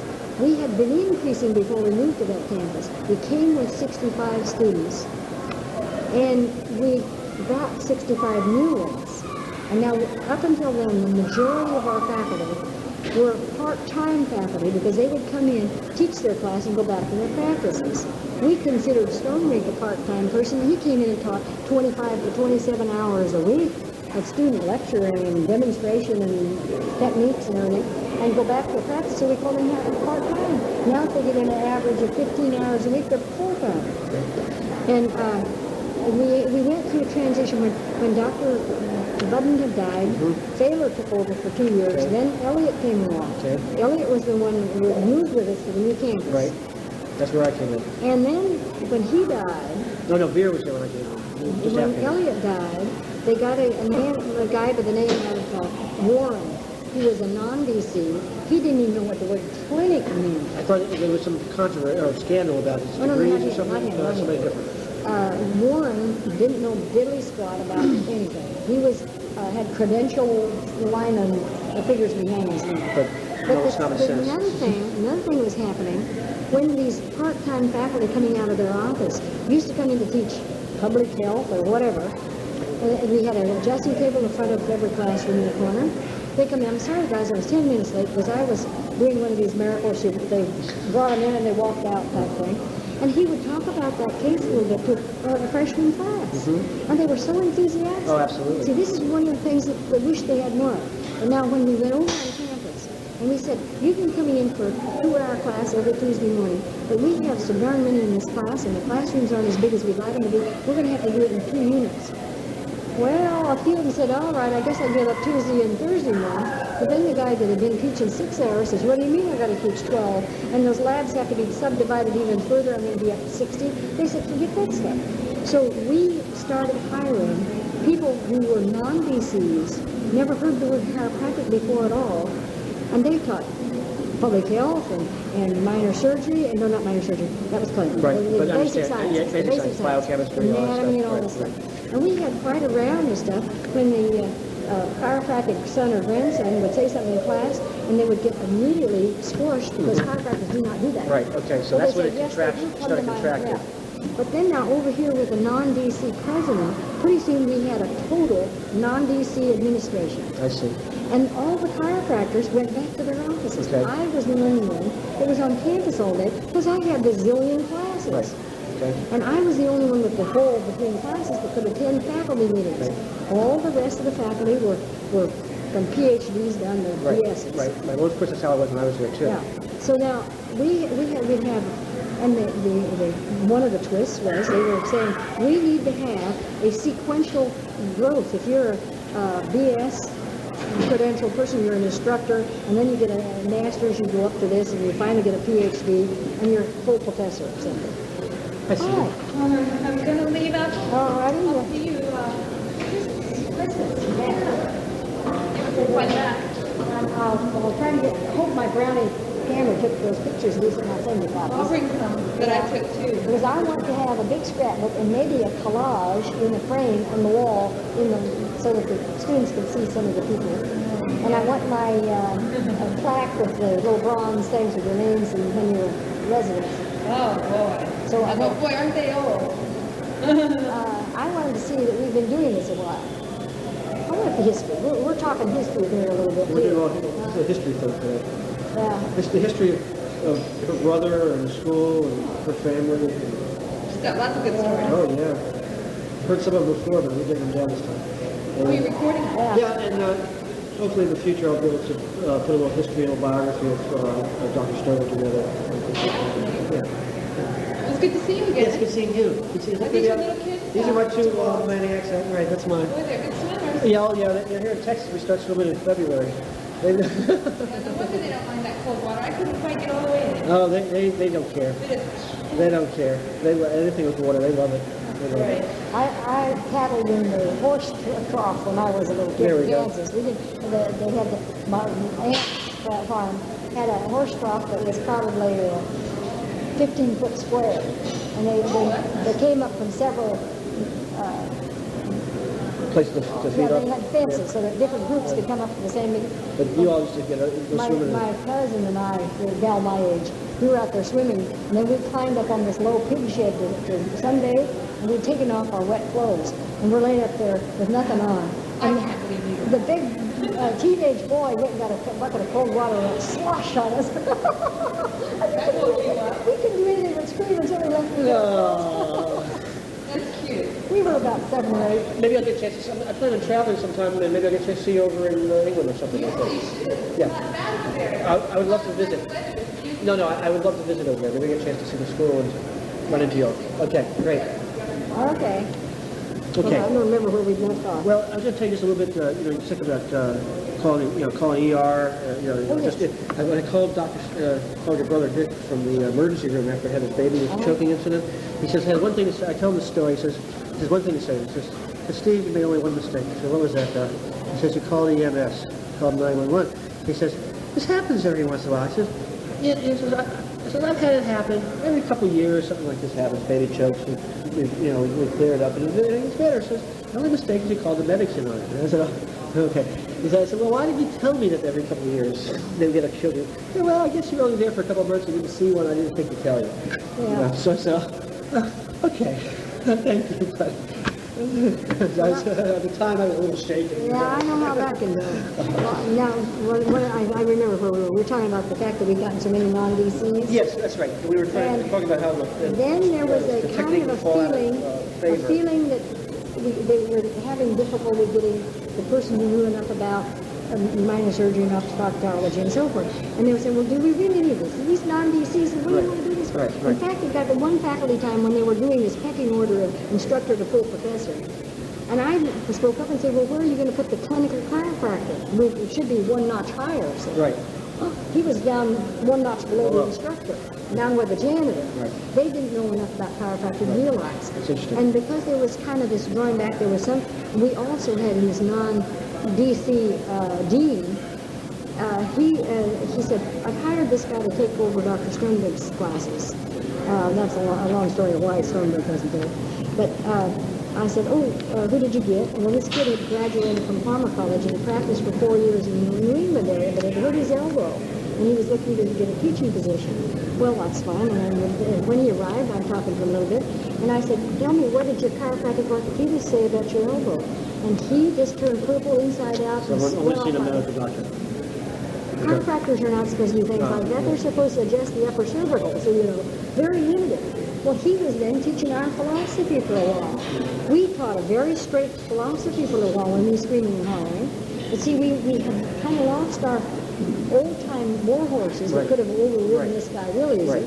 We were having a hard time keeping our younger generation because they were saying, "How many hours do you think I'm going to give up in my practice?" And about that time, they dropped the NP class. And because the students had been running to Dick's office so much, they persuaded to have an elective class in his work. My son-in-law was one of the clinic directors. McCaffrey. He had learned this technique. And because he was in the clinic, one of the rules was that any technique had to have one of the directors who could supervise it, that knew it. That you couldn't go out and learn a technique and come in and do it without anybody knowing what you're doing. Absolutely makes sense. And we were trying to dissuade them from learning a lot of the outer peripheral techniques until they learned their core. Right. But see, we had this tight girdle putting on us to pull back to nothing but musculoskeletal. Right. And we used to think that Sternberg was extremely straight. He wanted musculoskeletal. Right. Well, without him changing his position on the ladder one bit, he became the most liberal one we had on campus almost. Oh, because everything else is switched to the other side of him. Yeah. He would remember and talk about this very specific in a few things. That's right. He's the one that taught us that and this and this, and he taught us all those things. He taught a lot of techniques because he remembered these, and you could see him disappearing. Well, that wasn't his major thing that he wanted to do. He realized they were disappearing, so he kept on teaching them. And I said, goodness, he may have crawled up a half a ladder rung, but he sure didn't go up to where we thought he ought to have been before. But he became the liberal person on campus. And during that time, Bill, my brother, he's very outspoken, and he strolls through the bookstore one day, and he sees Excedrin and Bayer aspirin and a whole flock of stuff like this, nasal drops and a whole pharmaceutical non-prescription stuff. Right. And his hair went up. Yeah, he objected. He was on the board of trustees. I had persuaded, I was out armed for some people for donations to the school, and I had persuaded him to become one of our Century Club members that gave $100 a week for at least 10 months a year, $1,000 a year. We had some 75 and 50s and 35s and 25s and stuff. Didn't have too many hundreds. But the reaction was when he objected, he said, if you don't get rid of this stuff, I'm not going to give you any more money. They said, oh, he'd just find another excuse for not giving money, because this had been a thing down through time when we had the combined naturopathic and chiropractic. Anybody that didn't want to give the money that was on either side of that fence would say, as long as you got the other guys there, I'm not giving the money. Oh, right. So instead of saying, I'll shovel it in there and get a better program there. Right. But so they just, well, he just have another reason to have for not giving money. But you look back at his track record, he had, because I was on his tail, I wasn't going to let him stop. And So he was board of trustees for a while. he was on the board of trustees for a while. But then they didn't want this, well, and also, his elected class, he always had one of the kids that had been like yourself, had been with him, would teach the week that he was off, and he would teach the week when he was in office, or vice versa. I've forgotten how it was. But Ed Rothman was with him. Well, he's not there at school now. No, he's gone again. He's not there anymore. No, he's Oh, gone okay. again. But Rothman went to New England, and he couldn't find anybody else that had the teaching abilities and so forth to kind of carry on the electives, and he was trying to do some of them by himself, and it was taking 2 quarters instead of 1 and that. But around about that time, they decided that we had to start doing research. And Dr. Niendo, somebody persuaded her that we should do some research in this. And somebody called his office and said, would you like to give us $2,000 so that we could do this research? And he said, come down to the office, let me discuss it with you and see some of the techniques I'm using. Nobody would go near him, and we would not give him the money. Who wouldn't give him money? Dick wouldn't give Dick had him $2,000 for work to somebody They would take a were look at his work. asking for $2,000. Oh, okay. And he said, come and talk to me and we'll work on Find a this. right place to. If it was going to be his technique, he thought Right. they should at least talk to Right. him about what they were going to do. And they did, with patients who had never been to a chiropractor before, came in with a headache, Right. and didn't have any ghost of an idea what this was all Right. about. They did half of them With a valve a open. single balloon, no pressure on Oh, it, okay. on one trip on both sides. Okay. The others, they did one pump on both sides. With a valve open.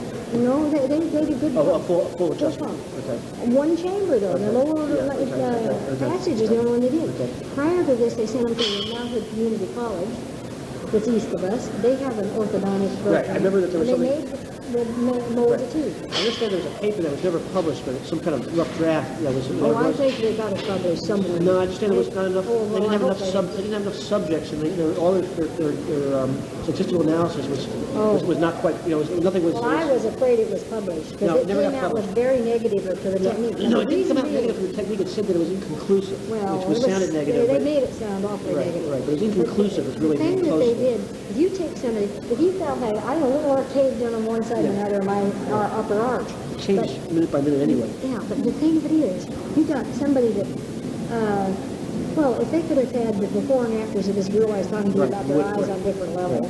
And more or dramatic down hits. with the big horse teeth that And a stuff. full on it. treatment, Yeah. a series of treatments.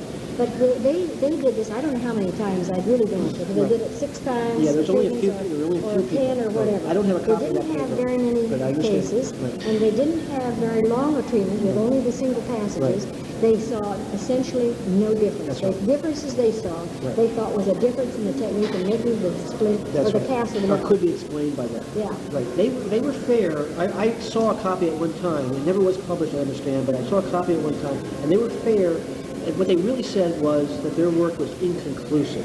They did not Well, say that the the oral technique didn't work. report They about just it, said the that- oral report Right, that's right. felt like there was not worthy of further pursuit. Okay, my understanding was that they felt that if they ran more subjects and did more extensive measurement or detail, that there may have been something there, but they didn't say that it didn't work. When They they have a lot of said they did. priorities and no money, Right. they might have put that on such a low, it wasn't worthy of being up here in their priority list. Well, I think now, with computer analysis we have and all the MRIs and the things we take measurements off of, I think we now have the ability to start looking at that in a whole other And then way. this digital analysis like Kettner was talking about. Teeth. Never, there's an article, another edition of this. This guy's called, it's called Occlusion, Fact or Fallacy. It's a dental professor talks about it. He talks about the fact that, well, I don't know what to quote him, but if you get something stuck between a couple of teeth, like a little piece of like popcorn husk or something, you can feel the teeth kind of move apart a little bit. There's going to be a little more space there afterwards, and that's well documented. And he says that the dental profession looks at this as being rigid like a gearbox. He says, but he took dental, he would take plastic little covers on the teeth and have a person wear them and hit and grind a little bit. And he'd say, well, at first, you have charts. So day 1 in the morning, this tooth was the hardest hitting, this was number 2 hardest hitting, this was number 3 hardest hitting, this was number 4 hardest. That afternoon, PM, same day, this tooth is now the hardest hitting. This tooth was hardest hitting in the morning, doesn't hit at all anymore. This here, Yeah. Second day, he goes back, each day, AM So and there's PM, different paths. so this thing is like, the way the teeth hit is dynamically changing, moment by moment. Like this, as the teeth migrate, we know the teeth migrate from the orthodontist, all they have to do is put a little wire on it, they can make a tooth move from here back to here. You know what they're doing now, though? They shave out some bone on the side they want to move it towards, and Is that right? stuff the bone graft in on the opposite side. It speeds things up a little bit, but, Dick used to say that they were the craziest. He showed up at a convention one time, it was a chiropractic convention, an orthodontic convention in the same hotel. He says, these are the craziest guys, they're all walking around with these moles, and they pull them out of their pockets, they show them to their friends. And he was like scratching his head because not a single one of them was like looking at it with a total picture. And Yeah. so they look like, he would say that they look like me like this. Yeah. That's all they see. So, okay. Now, let's see, we're getting along. Dr. Stover, okay. I understand the single balloon, it seems like Dick there, he was maybe the developer of putting on more and more balloons. yes, that was him. To build it up more and more, to give it a little more oomph. He really did develop he it. did that, yes. He got it up to really an adjusting technique where you could actually get it to adjust those. And he even used the single nasal speculum, but the one, the bilateral, Right. which protected the, if he wanted to give a little more pressure, he would have to come back and I see, and hold midline. midline. So this thing one here of his- pitched the midline one and of pushed his outward like parent- this. And his patient's dad was an engineer at one of the places there, and he said, well, I know what you need. Right, I'm Drug right, free. right, Yeah. right. Michelle offered that for sale for me for like $1,000. I didn't have the money. This tool. She When- did send me his. I did buy from her his newborn skull, his postnatal skull, or neonatal skull. He had one that he used to demonstrate. I do have that myself. I feel honored to have it. But her, like a flathead Indian skull, she wanted like $600-700. I didn't have the money. Well, when she was first trying to dispose of stuff, she was asking big prices for everything. Yeah. When she couldn't get somebody to take over the practice, she had one young fellow from Idaho that wanted to come over so bad. and Yeah, do it. yeah. But her prices were too high. Yeah, right. And right. then she ended up selling to this kid who lasted about a year, and he's Yeah. off to the East Coast somewhere. So it kind of his practice. And she was trying to sell lock, stock, and barrel. Yeah. Well, then when she finally got down to him, he didn't want the computer. He didn't want that because he Yeah. didn't have the money for Yeah, it. well, that old computer wasn't worth Well, I know, but see, she had a big price on the whole package, and she had said, without the computer right off, I'll get what I can out of the Yeah, right, computer, right. which she had to do anyway. Right. Well, I would have liked to have all his skull collection, but I couldn't afford it at the time. But, I did, but she did offer me a little one at a reasonable price, so I took the little one. And I have She that one. called me not too long ago. She still had some skulls to dispose of. Well, I might be in a better I said- position. I don't know. I said the best thing to do is to call the scientific supply house. No, I'd like to get them. And, I know, not to sell, but get it what is the price. Yeah. Then donate them to the school and get a Okay, tax that'd be reduction thing. very nice to do But that, she yeah. didn't want to do that yet. Okay. But, Prices are incredible now on human specimens. Yeah. You know, the embargo out of India. yeah, and, they're going to plastic now. Can't get and the there's real no skeletons. and there's no plastic model of an articulated skull. Yeah. Now there's an area I talked to a guy who, on the phone, one of these guys who makes models, for this anatomical model company or something like that. And I said, you make models of the individual skull bones, disarticulated, like a disarticulated skeleton or skull. So if you have no articulated skull, he says, well, it doesn't move anyway. You disarticulate the daggone thing and sell the individual pieces. This doesn't make any sense. It doesn't have some. He's like trying to go the old party line. Doesn't move. I said, well, it does move, and there is a market out there. If you were to make a articulated plastic skull, you would sell them. And you'd go, Okay, so we don't have that. And I always say that is one of the faults in all the professions is that the people who study, even the dentists, oftentimes study on plastic models, and they don't get a full understanding of the dynamics of the skull. Right, they don't. And, and especially a lot of the skulls that we get are senile or geriatric skulls, and they've stiffened up over the years, so they're thickened. Or even fused a couple of sutures because they've been mined on the head or Rarely, but you'll see inflammatory or occasionally, but something. rarely. But nonetheless, they are, even those, if you have enough strength, you can get them to move. But I have one that's about 10 years old, I guess, and it just moves so nice. And I just take that to the patients. I said, this ain't rocket science. This isn't rocket science. I said, just look. So and once I take that thing like that, and I show them a few pictures in here, they're experts. They know more than a staff full of, than a hospital full of medical doctors about all this stuff. And they leave my office after seeing the skull movie. I show them some animal skulls, I show them a human skull, I show them the pictures through here. I give them a treatment, they go out, they're experts. Yeah. They're experts. They know the whole theory, they quote chapter and verse and send it back to people. But, and the paper here is good because they can take that along with them. Okay, I had some questions. So he did, in fact, increase the pressure over the years. He also sort of pioneered using it in younger age groups. Am I right about Fennell? I don't know how young Fennell went down, but Dick said, now let me go one more step. Okay, go ahead. Dick had been in that office for the 50-60 part of Hawthorne. Then he had a chance to go into practice with Ralph Weiser, who was our OB-GYN person. Okay, go ahead. And had done thousands of home deliveries and stuff. That's right. And talk about an emergency, he knew how to... Well, that's right. Dick used to call himself a chiropractic obstetrician early in his practice. He said that to me. And they were in the same office. It was one of those nice big old houses at 39.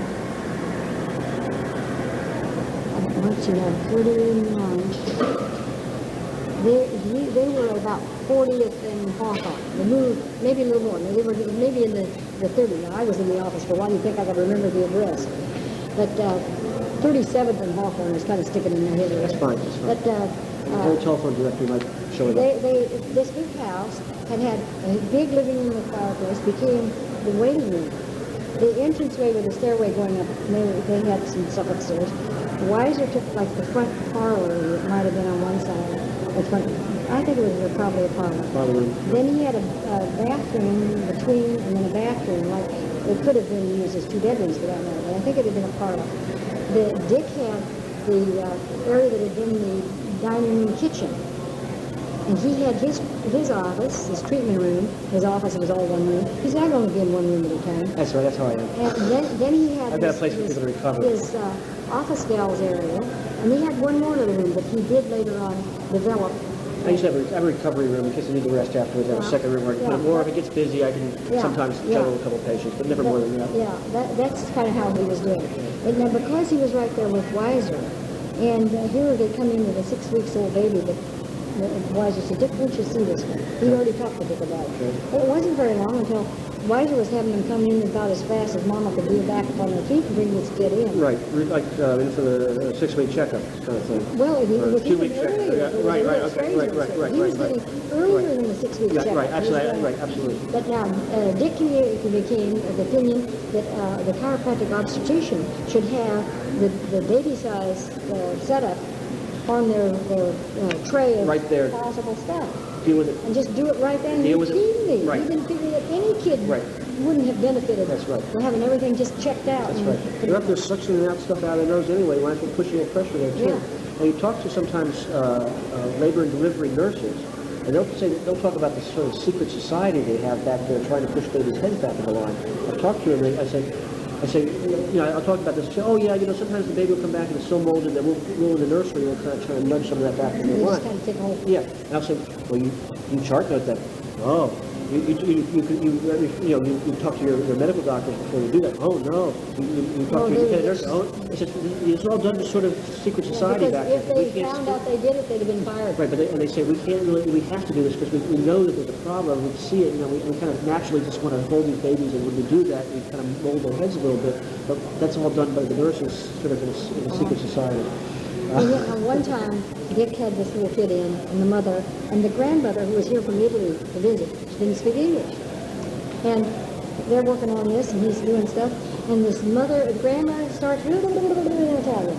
And he thought, oh my gosh, she thinks I'm going to kill the kid or something. She was delighted because that's what all midwives did in Italy, right. not the balloon. But something to do, but they realized the problem was there and tried to treat it. She was so delighted that this daughter-in-law was smart enough to bring this baby and her grandson to somebody that could do this. Okay, yeah, I run into... So you reference the midwives, they did it. Yeah, exactly. I mean, people have kind of rediscovered this and lost it, but it's never been taught and put down into words, except for the 1600s. There's one reference that I pointed out when I was talking in the hallway the other time there, where is that reference? In the 1600s. I have great respect for these early obstetricians in the 1600s tried to reproduce. The description is in this book by Schwartz. Schwartz writes a book. He was a pathologist, And he writes in his introduction that he got tired over the years of seeing all these dead babies come down to his pathology. And so he then got into the bandwagon about how to treat birth trauma. He writes a book called Birth Injuries of Children. And in that book, he makes a plea for treatment of children. And he has 2,000 references. One of the references being this reference back to 1600s, where they're using corkscrews and actually little anchoring devices. They're actually little metal plates that they would kind of drill a little line through the various bone they want to position. And they put this little plate in like this, and they turn it like this, and they try to pull the bone back out like this. But these were no anesthesia, no antibiotics. These were children, I think, that would now be birthed by cesarean and not have as bad damage. But I think these were looking at babies that were going to expire anyway. They said, what can we do? It's crushed. Maybe if we pull it back out, it will. They didn't save any of the babies, from what I understand from the writings they left. But they at least left the writings. They weren't embarrassed by it. They weren't trying to hide anything. They said, this is a problem. We don't know how to fix it. We don't want all these babies, but we know there's a problem. Maybe somebody...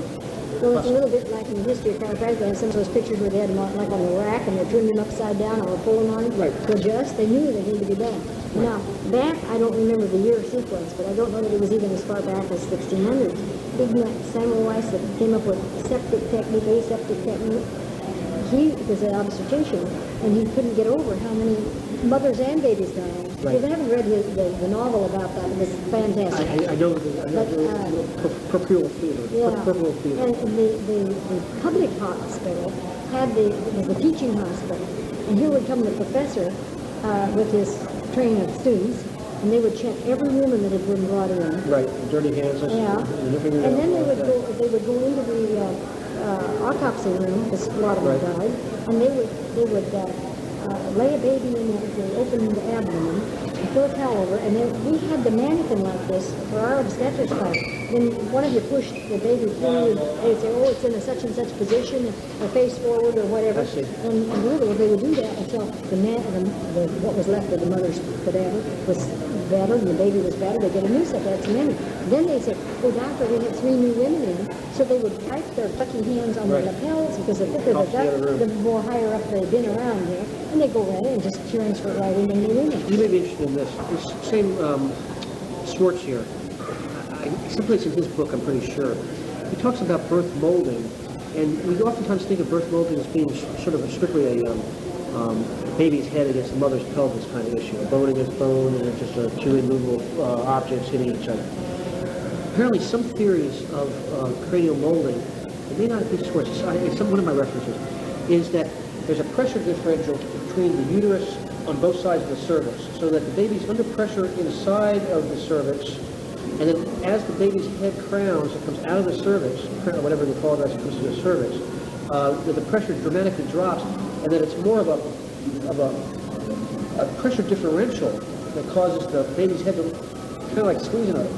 Well, when you start that, they weren't just against bone, they were actually going through a very tight ring of the cervix, even though it faced quite a bit. It was still had quite a bit of pressure. Really, a lot of molding takes place at the cervix before it hits a bone. Yeah. You have to go through this, and it's kind of pointing it up. That's right. It's like the person who has the terrible constipations trying to deliver something the size of their fist.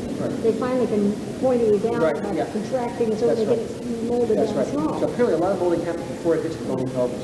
The actual idea of measuring the pelvic outlet of the woman to say whether the baby's going to come through again. Well, that's necessary, but remember there's soft tissue in between. That's not necessarily where the molding happens. It doesn't happen at the iliac spine, so necessarily cause all the damage. If they had a distorted pelvis or a very, very contracted pelvis, then they're not going to be able to deliver this thing. So in a sense, pelvigraphy had its place. Yes. But I remember one gal who had, I used to say, my wide pelvis.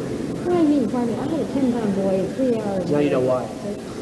Okay. I never had any trouble, but then one of my friends, who was 300 pounds, she had a 5-pound baby with great agony because she was so darn fat. That poor kid was squeezed to death with fat, let alone all the contraction of the uterus itself. This is a theory that I don't know if Dick was the one that we talked about it, or whether I came up with my own. I don't know where it came from, but I have this theory. People ask me oftentimes to say, isn't birth molding normal? Isn't it natural? Isn't it normal?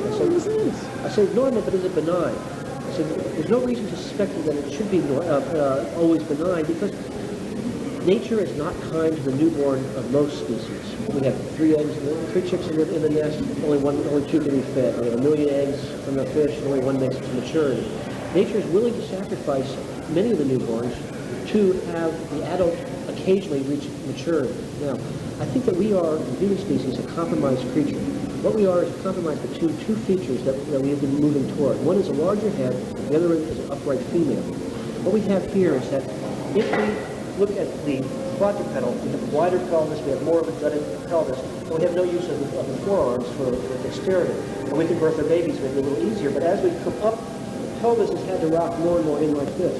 Now we retain more of a Ferguson's angle and other measurements of the female, wider pelvis, all like this, to let that baby out a little easier. The male didn't have to have that, so the male continued to come more upright. The female is like this. Now the baby's head has been evolving to be larger and larger also. So you've hit a dynamic tension between the 2 factors where if we make a larger pelvis in the female, then we have a less dexterous female. We save more babies that way. But now if we have a more dexterous female, then we impact the baby's head more. And so if we get a bigger head on a baby, then we kill more babies and mothers. If we have a smaller head, then we don't have a smart and intelligent or brilliant human species. So what we are is we're at this point like this, where we get a bigger pelvis, the women are so a bigger head, we kill more babies and mothers, and we're like that.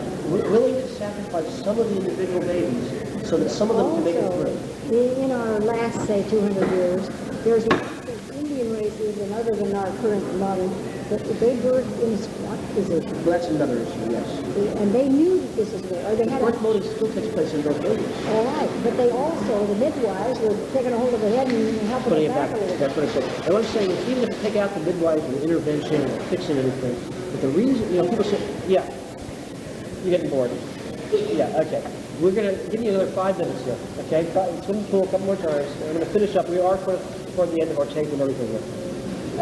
Now, I say that people ask me, isn't this sort of normal? I say normal but not benign. There's pathology involved here. And even in the best of situations where the mother births in a squatting position and she's in the best health and the pelvis is adjusted. Or somebody with a big pelvis like me. Right. Well, see, that's the thing. Is that we try the species experiments with a little bit narrower pelvis woman, and we kill mother and baby, and so that drops out. And so that gene line of narrower pelvises drop out. Next time you get a chance to watch a marathon, watch the women. They don't have any hips at all. Okay. What I'm saying is that They're skinny little pelvises. nature continues to experiment.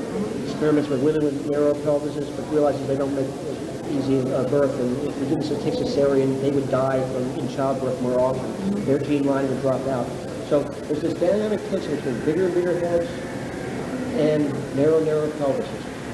And I say that's where we are at. And it's reasonable to expect that our babies will be injured, but just as we don't let them bleed, we stop them bleeding if they're bleeding. If they're not breathing, we start them breathing. We have to feed them artificially, but if they're crushed, we ignore it. And if they're born with an intrusion in their GI tract, we go into surgery. We do anything but fix the skull trauma. Yeah. Yet the skull trauma is universally recognized. And I'd say that the reason that we call it molding is to protect our sensibilities. That it's trauma, it is untreated trauma. And if we accept it as trauma, then we start realizing we have to treat it. And as long as we use this word molding, everybody goes, oh, well, that's molding. The baby cries for a month. Oh, it's normal for babies to cry for a month. I'm having a terrible headache. My boy that was 10-pounder that I just mentioned, he was short order. He came out with a keel of a boat, Right. The ridge, Right. I've seen that. and he was kind of hyperactive and all. And round with Dick, Yeah. he's the nicest kid you'd ever hope to get. Right. Now, Dick used to talk about autism.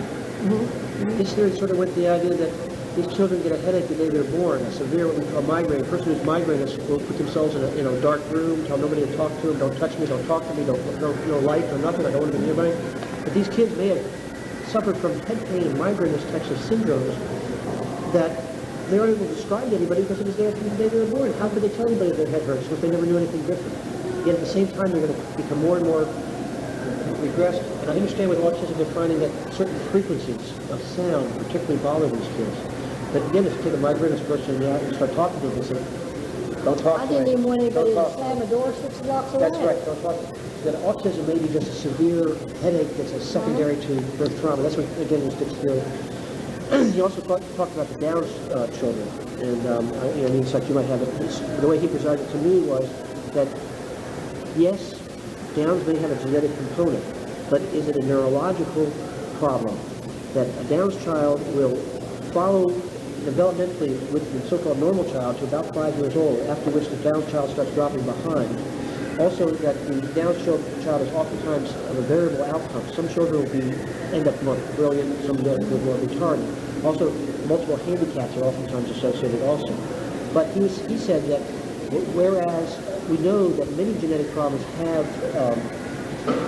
bony anomalies. We have spinal anomalies, we have foot profile, all these different bony anomalies, that the Downs is strictly a bony anomaly of the skull, causing the brain substance which develops in there to eventually become atrophied or impacted some way or another. And that if you then just look at it from that point of view, then we see that it is not a neurological problem at all. It's a secondary neurological injury from the primary anomalous skull. Wouldn't it be nice if we would get some obstetrician that would say, in my practice I've had several Downs, the next 5 of them that show up, even if it takes 10 years to get them, we'll let you start working right on them, or We'll keep with track of them. patient permission. Of course, we'll keep track of them. Now, nowadays they can find out that this is ahead of time, and they're usually going and having them boarded. You know, it's very hard to get I've never seen, I've been looking for a X-ray sort of traces on a Down skull. You know, the differences what a Down skull looks like in an X-ray analysis and things like this. Okay, let me make a note and I'll see what I can do. Okay, there we go. Okay, we've covered a lot of topics here, Appa. Let me think of anything else I wanted to ask you while we have a chance here. Let's see now. We've covered balloons and babies and instrument devices and other... Oh, yeah, I did have a question. When did he start working in Seattle? He was traveling back 2 weeks one place, or 1 week one place, 1 week the other? He had started first, going, because some of these people, like I said, the family that came on the bus, he had so many of them coming from Salem that some of them had put their child in a private overnight, or you just take daycare, the Baby Louise Haven, because our mental hospital for the handicapped children in Salem was full. They finally built a new place. But they had, I don't know, 20 overnighters that stayed with him. And then another that many that come during the daytime or something. And he started saying, well, hey, if you've got your child in that care, find out if I can come down one day every other week and work on it. It's easy to bring Muhammad to the mountain and the mountain to Muhammad. And he got permission. A lot of these kids that they had as continuous care, the parents had brought them. We'll call, here's the money. Monthly it would come, and they never came back. But he wrote to the Baby Louise Haven home, wrote to these parents and said, we have a doctor that would like to give some free care to your children with your permission. And he got permission to work on a lot of these kids. And he had phenomenal results. I think the little kid with both eyes and ear on the same side, flat head, being around here. So many stories. And one little kid that they kept in a straitjacket with his arms tied down, and the straitjacket had strings, so he was tied in the middle of his crib. Because if his arms were loose, talk about this headache, he was yanking the hair out of one side of his head, or banging his head. Right, that's another thing with the autistic. They're always chewing, banging. Yeah. They're trying to adjust their And I heads. remember one of this kid had done this till he... They're trying to self-adjust. Right along the joint line. Yeah. right along the temple parietal occipital joint. He wanted me to x-ray that one. But he had started that. Well, some of the people were coming from Vancouver, BC, way up there. Right. He decided he'd start going to Seattle. Okay. Plus he had a hobby to fly, give him a suit to fly. He flew the big plane so often that the stewardesses all knew him. Well, he was difficult. And he explained to him one time that they ever had 3 seats in, and the guy over by the window was starting to choke on something for lunch, how to do a quick digital Heimlich on him. Okay. You catch him right above the top of the maneuvering with a quick chop. Okay. You know. Oh, neat. Okay, I have to remember that. Yeah, this is the better. And this is awful far away from the object, though. While they were doing this, well, sometimes it's a large I see. top. Then you can pull back the aisle. Then you get him out in the aisle and continue working. But he started going up there. Oh, how many years he went up there? Every other week. Every other week, right. And he had somebody else he practiced with up there. Is that true? Was he not in somebody else's office? He didn't have his own building, did he? He may have started with another office, but Okay. he soon had an office, but that's all it was. Oh, It was so only it open was every just- other it was week. just He closed. didn't have a phone or anything. You couldn't get him while he was up Okay, there. all right. And patients would come early in the morning and sign in Okay. so that they'd say, and they'd say, oh, Betty Jean, she needs quick care. We'd all step back for Okay, Betty Jean. right, You okay. know, they did kind of their own The family. prioritizing. Say, we won't come to the afternoon until that little crowd of Right. kids that need it worse. Right. And he'd have 25, 35 patients each time that he was up there during the day. You know, I think he could stay over a weekend, like a 3 day sometimes. Yeah. And there was a lot of them came from Canada. That part one, see, that was halfway between Sure. Portland Oh, and of course. A Canada. lot of people from anything. And he never did go to Eastern Oregon to a regular but Salem and Canada were his. No. They got a chiropractor in the family, though. We put them back together again if they break. Yeah. Well, I think we've done a lot here. I think this was just marvelous. Well, if you think of any other questions, I will take one of my takes and talk to it and send it to you. Okay. His passing, of course, was with prostate No. carcinoma? No, I'm wrong about Bladder. that. Bladder Uterine carcinoma. bladder. Oh, a carcinoma? Yeah. Okay, see, I didn't know And that. he was a terrible smoker for so long. I remember that. And they said, and he also drank too much. He didn't become the slobbering. No, but he liked to amuse himself. Yeah. The incidence is very high for bladder carcinoma in those people. But he didn't take care of himself. I know, he took care of everybody else, never He took care of started himself. having blood in the urine for a year before he said anything about it. He mentioned it to me. I said, you get with it. I said, I'll make an appointment for you. I'll find a urologist to get you to it. I got on the phone and I found a urologist, and the urologist sent him over to the hospital for the IV hyaluron study, and the urinary bladder was filled with this, so they could see. And I knew the radiologist, and I went look at the counts, and he already had a filling defect about like that in the lower bladder.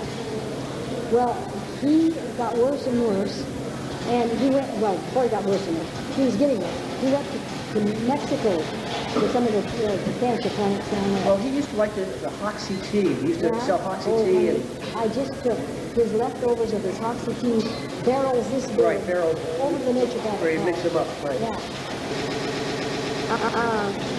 That helped him some, but he, in this grapevine of alternative care, he learned more, and he said he's going to Hamburg, Germany, to a big naturopathic clinic over there. And now by the time he was able to go, getting passports and all this kind of stuff, and my sister, here was the final, 30 years I was, his sister, lived in the Portland area. Right, I met her. I was still teaching at the college. She was a retired widow. She went with him, and they sat together, and she said, what is that you need? Water. And she'd get, Oh, bring he was some water. really weak at that point. And well, he was like that bad headache person. I can't do things for myself. And so they get over there, and they had like our equivalent of a motel, but they had to go through a beer garden to get down into the part of the building where they were on a big gardened area with peacocks strutting around, and it was winter time, March or something like that. When we were little squalls of rain, they were having little squalls of snow. But the naturopath guy came to him first and started on a bunch of stuff, and he was getting progressively